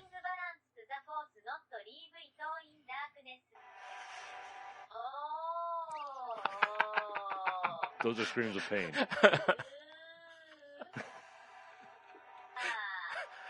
So is like the claw coming down? I hate you. And when I pulled this up, oh my goodness, they've done this for many things. Oh, really? They have Darth Vader as Luke's father, but dubbed in Japanese. Oh, my goodness. By Google Translate. The Lion King, but it's dubbed by Japanese Google Translate. Oh, my goodness. Wow. So yeah, there's... Oh, wow. Anakin is defeated by Obi-Wan by high ground, but it's voiced by French Google Translate. I might go down a rabbit hole here. Yeah. Yeah, let me get the link for this. Oh, jeez. I'm sorry, everyone. There we go. Yeah. All right. Yeah. Ooh. That's ridiculous. All right, so I have a question for you. Yes, sir. Did you see the little teaser for Jendi Tartakovsky's new Adult Swim show? No. It's called Primal. I think I did see that. I think you might have sent me something. Did I? I think so. Okay, because dude. I love that dude shit anyway. Me too. And, I've talked before about how much of a clinic, Samurai Jack is in graphic storytelling. Yeah. And I mean graphic as in, bloody as much as I mean graphic as in graphically. It's just beautiful to look at. For sure. So, yeah, dude, I watched that trailer, and, oh, man, I had to go change. Luckily, I wasn't sitting on my bed. Right. I would have easily voided the warranty and my bowels. Right. Naturally. As one does. So, yeah. Okay, good. I was hoping you saw that. If not, I was going to be like, make sure you watch that. I'm pretty sure you sent me something about that. Yeah, I can't wait for that. So, I have one last thing here. Okay. And, two things real quick. One, did you see Adrian Peterson, the running back? Did you see he's in debt? He's made over $100 million in his career. It sounds like a very football player thing. And he's been sued by a payday loan type place. He owes them $5 million. Holy shit. That's hard to believe that he's taking out payday loans. Apparently. Can you imagine AP walking in, filling out that paperwork? I wouldn't want to shake his hand. I've heard you about break your hand shaking That's true. It'll probably hit you with a stick, dude. Yeah, well, there's that. I mean, there's a little maybe karma's biting him in the ass here. Yeah. But it's really just on the surface forgetting anything else he's done or whatever. But it's sad because it is, as we talked before, Sports Illustrated and ESPN both have done stories on this about these athletes making all this money. And most of them are African-American athletes that this has happened to. And it's so sad that people just mislead them, or it sounds like he posted a tweet that said something something about careful who you trust with your money kind of a thing. Geez. So it sounds like somebody was probably stealing from him or whatever. I'll take care of your finances for you. Yeah. Meanwhile. Some shady bastard. Yeah, just sign this. Yeah. So he has all rights to it. And I know the WWE. So the NFL and the Players Association have programs to teach players kind of how to avoid this kind of thing. Yeah. And they basically have a list of approved people that they know are not shady. Not gonna fuck you. But you never know. You got somebody in the family or a friend or something like that, or you just end up with the wrong person. They sweet talk you and it sounds great, Right. So that's kind of sad. Like I said, having said all that, maybe a little karma for beating his son, but you'll have that. Yeah. The other thing was speaking of beating, did you see 2 boxers in the last week have died? No shit. From trauma from brain injuries. I mean, I'm not surprised. One of them went. I think at least one of them. One of them's only 23. That's sad. And I think and I saw that there's a lot of discussion going on about how, and I can say this. I was watching a match on I think it was FS1, and it was some champion guy and against the number 1 contender guy. Right. And the champion just was outclassing the other guy. Course. Just picking him apart. Yeah. Anytime he wanted to jab, it was there. If he wanted to hit him harder, all he had to do was set him up with it. He just owned the guy. Just did whatever he wanted to. And I felt so bad for the other guy because, you train hard and all this stuff. And, I mean, he's going to probably get a nice little payday out of it and stuff. But literally, all it is the whole match is he just keeps getting tagged. Yeah. And I'm sitting there at some point going, I wish his corner would just throw it in. Right. Dude, this ain't your day, But instead, he kept fighting, and then you're like, oh, you got to admire his heart for staying in there. And I'm like, no, because by doing that, he absorbed hundreds of punches. Yeah. The count was ridiculous. At one point, I think the punch number, the one I was watching, not these two guys, but of that fight was something. It was 150 to 35 at one point. God. I mean, he's just getting toe up. Yeah. And not like really beat hard, but the other guy was basically, stick and move, like Mayweather kind of situation. Not going to knock you out, but he's going to point you to death. Yeah, exactly. He's going to tag you left and yep. right. And I'm looking at this, and then when I looked at the scorecard, by the way, at the end of it, most of the rounds I had 10-9, and I'm like, how? This dude wasn't even touching the other guy. How do you give him 9? Felt bad. Yeah, probably. It was probably more like 10-2, and they just got like, well, we can't do it. Like, look, he ain't gonna win. Let's just give him 9. Who cares? Just fluff him up. Yeah, it's just fine. Who cares? Yeah. Yeah. But yeah, at the end of it, I was like, God, I'm glad it's over. Like, it's just mercifully, it's over now. But it's seeing some people kind of like, hey, maybe we need to change this mentality of that it's smart and it's tough to go 12. That maybe there's times where, you know what, like your manager, maybe not have the fighter do it, but have the manager just throw the towel in and be like, dude, ain't your day. Yeah, we're not winning this. Yeah, like you're outclassed here, buddy. Like you tried, we gave you 5 or 6 rounds. Yeah. You're showing us nothing. Yeah, you're looking like chop meat. Yeah. And, I mean, I will at least say that the other guy wasn't hitting him hard enough to really, tear him up, but still. But anyway, so yeah, two guys died from in the last week. That's crazy. You talk about, boxing's already kind of on one of its, like on a last leg kind of situation. Yeah. More of this kind of stuff happens. It's really, and this is where like Dana White has been saying for years, and Rogan too, about when people compare boxing to MMA, and they're like, look, it seems more brutal, but you're only taking 4 or 5 rounds of these things, or if a guy hits you really hard. It might be 30 seconds. And it's exactly. Whereas a boxing match can go 12 rounds, and you can see hundreds of punches thrown and landed into a head. And even if they're jabs, it shit adds up. Yeah. And those guys aren't throwing cupcakes. I mean, they jab, they're still sticking you. You know? What are they, like 10, 12-ounce gloves? I mean. Yeah, and I think the fight I was watching was, I don't think it was heavyweight. I think it was like whatever the next round down. So, there's probably some, there's some weight to them punches, you know? Yeah.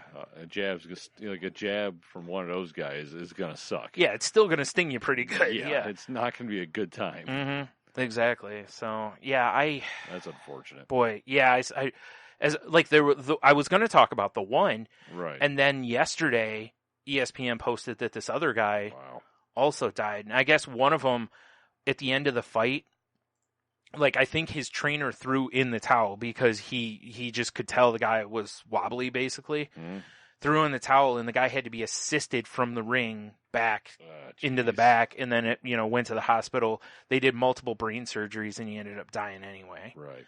And it's like, well, good on his manager at least for throwing the towel in, but unfortunately, it wasn't soon enough. And it's like, man, that's why I think I told you before, it's hard for me to watch some of these combat sports because on one hand, I'm like, you love watching football too. Yeah. I love watching it, but on the other hand, you're like, you know what they're doing to these guys now. It's not cool. Yeah, back when we didn't know better, it was a little. Yeah, oh yeah. You got jacked up was a cool segment. Oh hell yeah! Now it's like, God, that dude. That's a concussion. Yeah, he just forgot half his childhood. Yeah, and probably half his child's childhood. Yeah, exactly. So, all right, let's take it out on a high note. I think it was Michael. Yeah. Posted this. Michael Leal posted that. Apparently, there's a company that you can buy a life-size Godzilla statue from. Life-size? Yep. Like, taller than a person. It's not really life-size. I was like, that's amazing. Now, what they said it is basically it's the size of, like, when a human actor was playing Godzilla. It'd be like the size of that suit. Okay, that's cool. I wish it was the suit, though. Because, dude, how awesome would that be? Stomp around the city. Oh, man, that'd be so much fun. But anyway, for the low price of $40,000. Oh, god damn it. I better hit that lotto. Yeah. Because when I first saw it, I was like, holy shit, because I thought it was a suit at first. Yeah. And I was like, dude. And then I was like, ooh, $40,000 is a lot of money. Yeah. I mean, that would be cool to put on your garden or something. But... right? Yeah. Or like, if you had a house that was fancy enough to have like a foyer. Oh, yeah. Yeah, you just put it in there. Godzilla like hanging out. Yeah, like a little fountain, but it's Godzilla. Like you go and you put your hat on him. Yeah, right. You put your coat in his claw. That would be great. Yeah. I would totally do that. That would be cool. That'd be awesome. Yeah. So there's a, shut up and take my money. Shut up and take my money. Wow. What? Shut up and take my money. Wow, that was perfect. I know, right? Actually, I have a high note story as well. All right, cool. I actually have a comment from Cheeto before we're out the door, too. All right. I know this one's probably a long one, folks. Sorry. Oh, no, it's not, actually. We are right now hitting 2 hours. Beautiful. So, this is normally I don't read the whole story, but this one's, it's not very long, but it's so much gold I have to. Okay. So Dateline, Grays Lake, Illinois. Okay.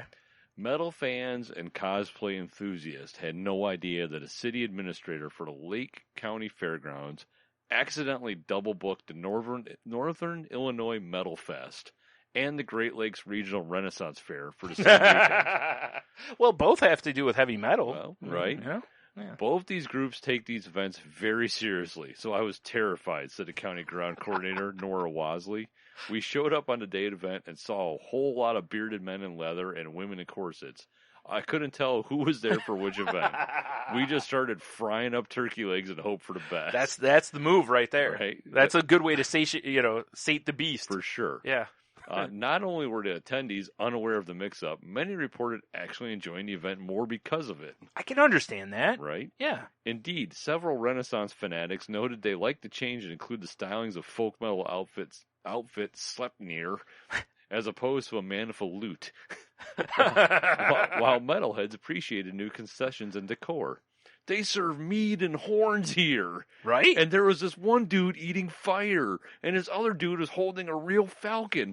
So fucking metal, said metalhead Greg Sherry, before trying to start a mosh pit with a group of Viking LARPers. Oh, that's a bad idea. That'd get you hurt. And then metal merch vendors reported record high sales. Oh my goodness. Due to Renaissance fans buying their entire stock of skull rings and pendants. Wow. Right? We sold out within the first hours of them opening the gates. Most of our rings cater to people with larger diameter finger, so the Ren Fair attendees really flocked to us, said Diablo Jewelry owner Tony Hansen. Weird, they own a jewelry place of rings or Hansen's. Wow. I had to put in an emergency call to my supplier overnight for more products, so it's something to sell on day 2. Huh? While the administrators felt they may have pulled this off without anyone noticing, a small minority of attendants did notice the mistake. I started putting it together when I saw the fake queen and king walking around.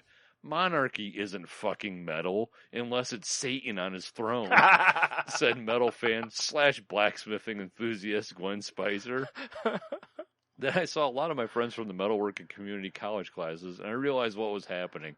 But I don't get a lot of time off from work, so this is like killing 2 birds with 1 stone. I mean, I think that's a great idea to run together. Well, and then promoters for the 2 events are considering joining forces in the future. Hell yeah. So they can split the exorbitant cost of beer. That's so smart because, and like you said, how many of the vendors made more bank than normal? Everyone seemed to have a good time, essentially.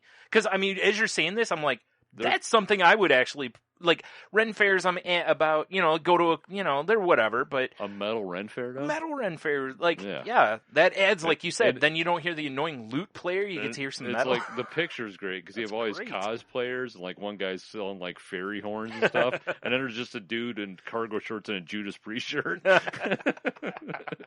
Now, see, the cool part is if people know what's going on next year, I bet the costumes will be awesome, too. Because even the metalheads might go, hey, let's dress as demons. Yeah, let's do something that's a little... Let's show up as Gwar. Gwar's like, yeah, let's show up as us. Exactly.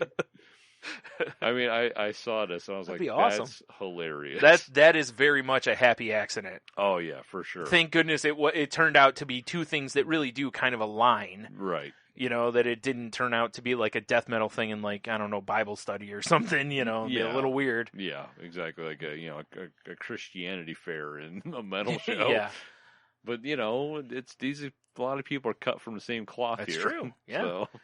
That's why, like the one woman said, you can kill 2 birds with 1 stone. It's like true. It's like now you don't have to, plan 2 things of time off of work. You don't have to pay admission twice. I just love the one guy. I'm drinking beer out of a horn. That dude's got a falcon. Fucking metal. I'm just picturing. He's so like stream of consciousness. Like they're just like, sir, could you tell us about bourbon? And he's like, I'm drinking out of a horn. That dude's got a fucking falcon. That's dude. He's eating fire. Yeah, so metal. Fucking metal. I mean, he's not wrong. He's not wrong. It is all pretty metal. Yeah. The falcon thing's a little weird, but kind of cool. Yeah, you don't see falcons at metal shows very often. Not really. So, that'd be pretty cool. Yeah, that was a good, clean fun. Yeah, right there. Sounds like it was. Yeah. That's awesome. Yeah, that's a good story. I thought that was a good one. All right, so the last thing here is Cheeto Bandito sent us an email, a query, if you will. A comment. That's an old Nerds reference. It's a comment and a comment. Yeah, right. Yeah, question and a comment. It's a comment. He says, so you guys discussed individual characters from Sesame Street, The Muppets, WWF, but what would be the best character pack, if any, could do such a thing for GPS? Oh. Then he goes on to say, doesn't have to stay within those same groups, could be any show or entertainment group, if that makes sense. The best character pack, eh? Mm-hmm. My gut immediately, the first thing that popped in my head was Animaniacs. Because you got Pinky and the Brain, you got the pigeons, you know, you got, the of course, good feathers. There you go. Of course, you got the Animaniacs. Right. Yeah. That was the first thing that popped in my head. Wow. I'm sure there's a better one, but Pinky and the Brain as GPS would be amazing. It very well could be, yeah. It's still hard for me to not go WWE on that. Right. Because there's just so many, you know, because it's funny, you know, when you mentioned Bobby the Brain Heenan last week, but we didn't even get into potentially like a Jim Ross or Vince McMahon as commentator Vince McMahon. Right. You know, or Jesse the Body Ventura, you know, or Gorilla Monsoon, like all the commentary teams over there. There'd be some great stuff right in there. True. Let alone, you know, just all the ridiculous personalities. So it'd be tough for me to not just stay there. But otherwise, I'm kind of with you. It's like, I think I would want something with like a good range of characters probably. Yeah.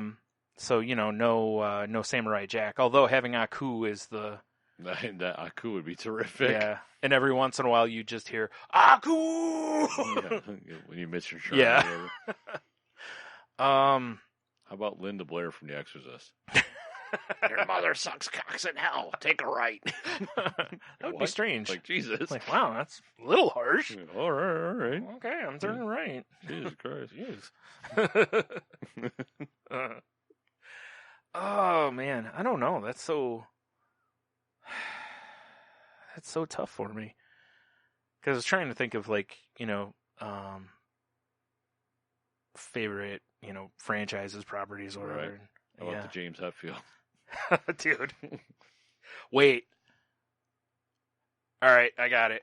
Yeah. Here's mine. All right. I'm going Batman the Animated Series. Oh. Because I get, I forgot his name. Kevin Nolan as Batman. Right. I get Alfred, who's fantastic on the show. Right. I get Mark Hamill's Joker. Of course. You know, plus the 8 million other characters that are on that show. I get Adam West as the Gray Ghost. Oh, nice. So yeah, I'm gonna take Batman the Animated Series just because the voice cast on that show is phenomenal. Yeah, that's a strong one. Yeah, and I just I just like to hear Batman's brooding as I'm missing my turn. You know, like he's talking down to Dick Grayson. You know, because he made a mistake. You know, or whatever.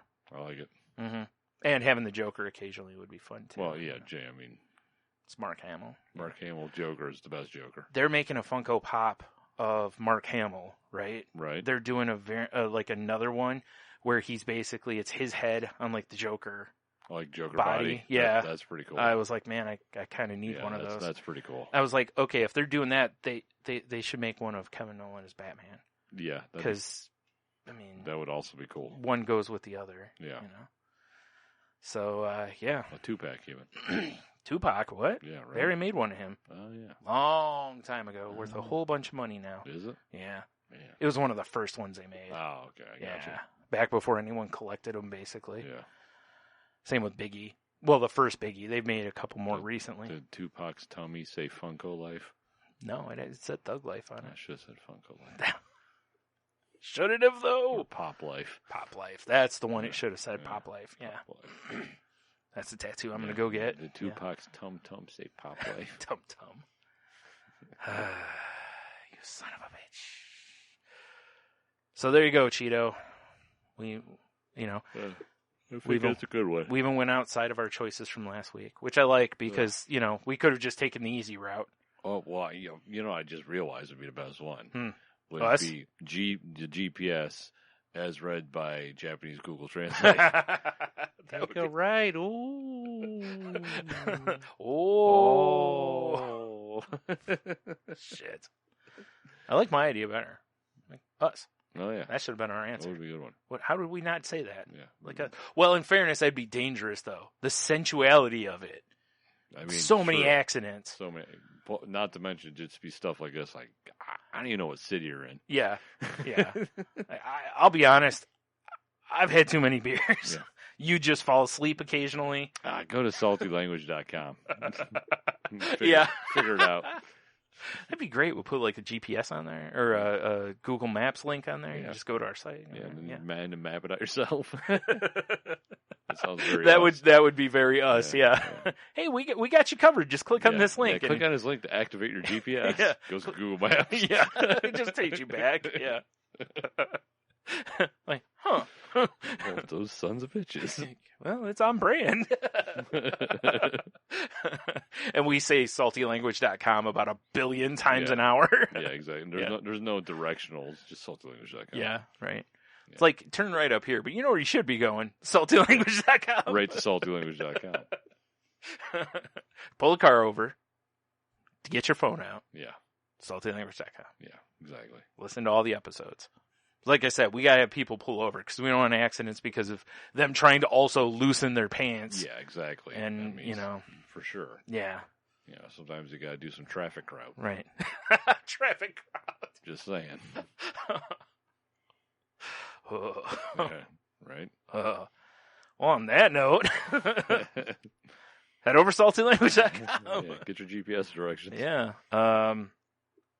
All the links to all of our stuff are there, the show notes and whatever and things and stuff. Yeah.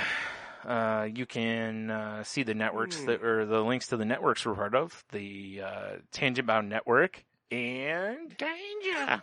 Motherfucker, watch your back. Danger. Entertainment. Okay, I'll pull the curtain back here because I'm sure no one noticed. Yeah. We don't have a soundboard this week. No, I mean, I'm a regular, Michael Winslow over here. Oh, okay. I was going to say Phelps. No. I thought you were just swimming. I don't know. Barely treading water, really. Got too high. Oh, man. Yeah, so please check on Jesus. End the show, Brian. End the show.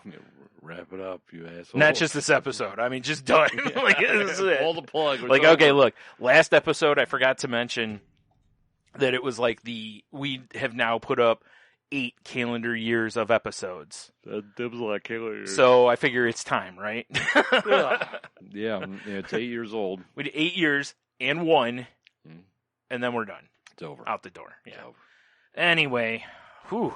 So yeah, all the links to our social media and stuff's over there. But you can reach us at salty_language on the Twitter. You can reach me at Stunami. You can reach me at Monotony or The Monotony if you want to hit me up on Instagram. I'm at Stunami on there.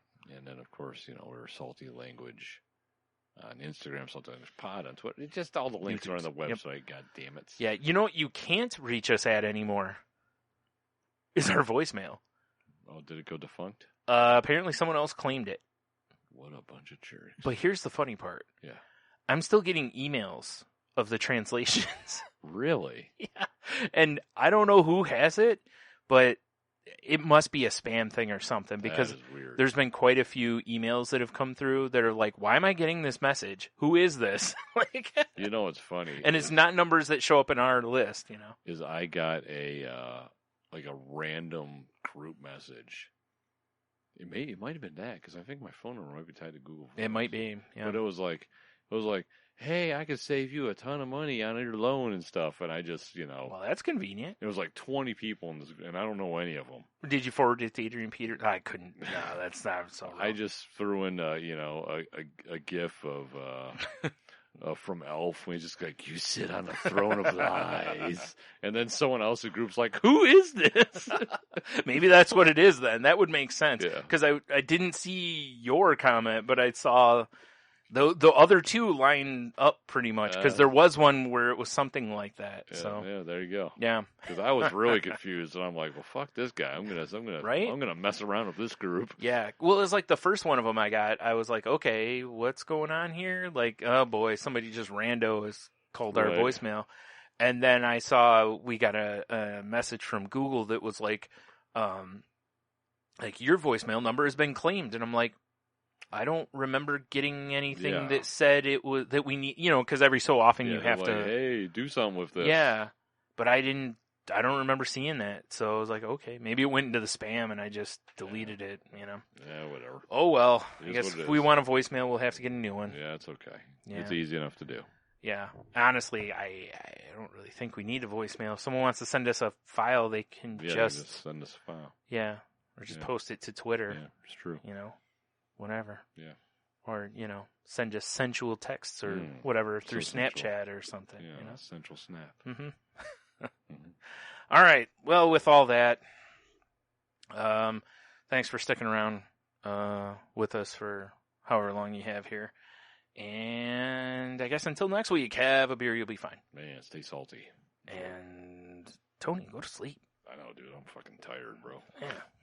Oh my God, it's 12:30. Exactly.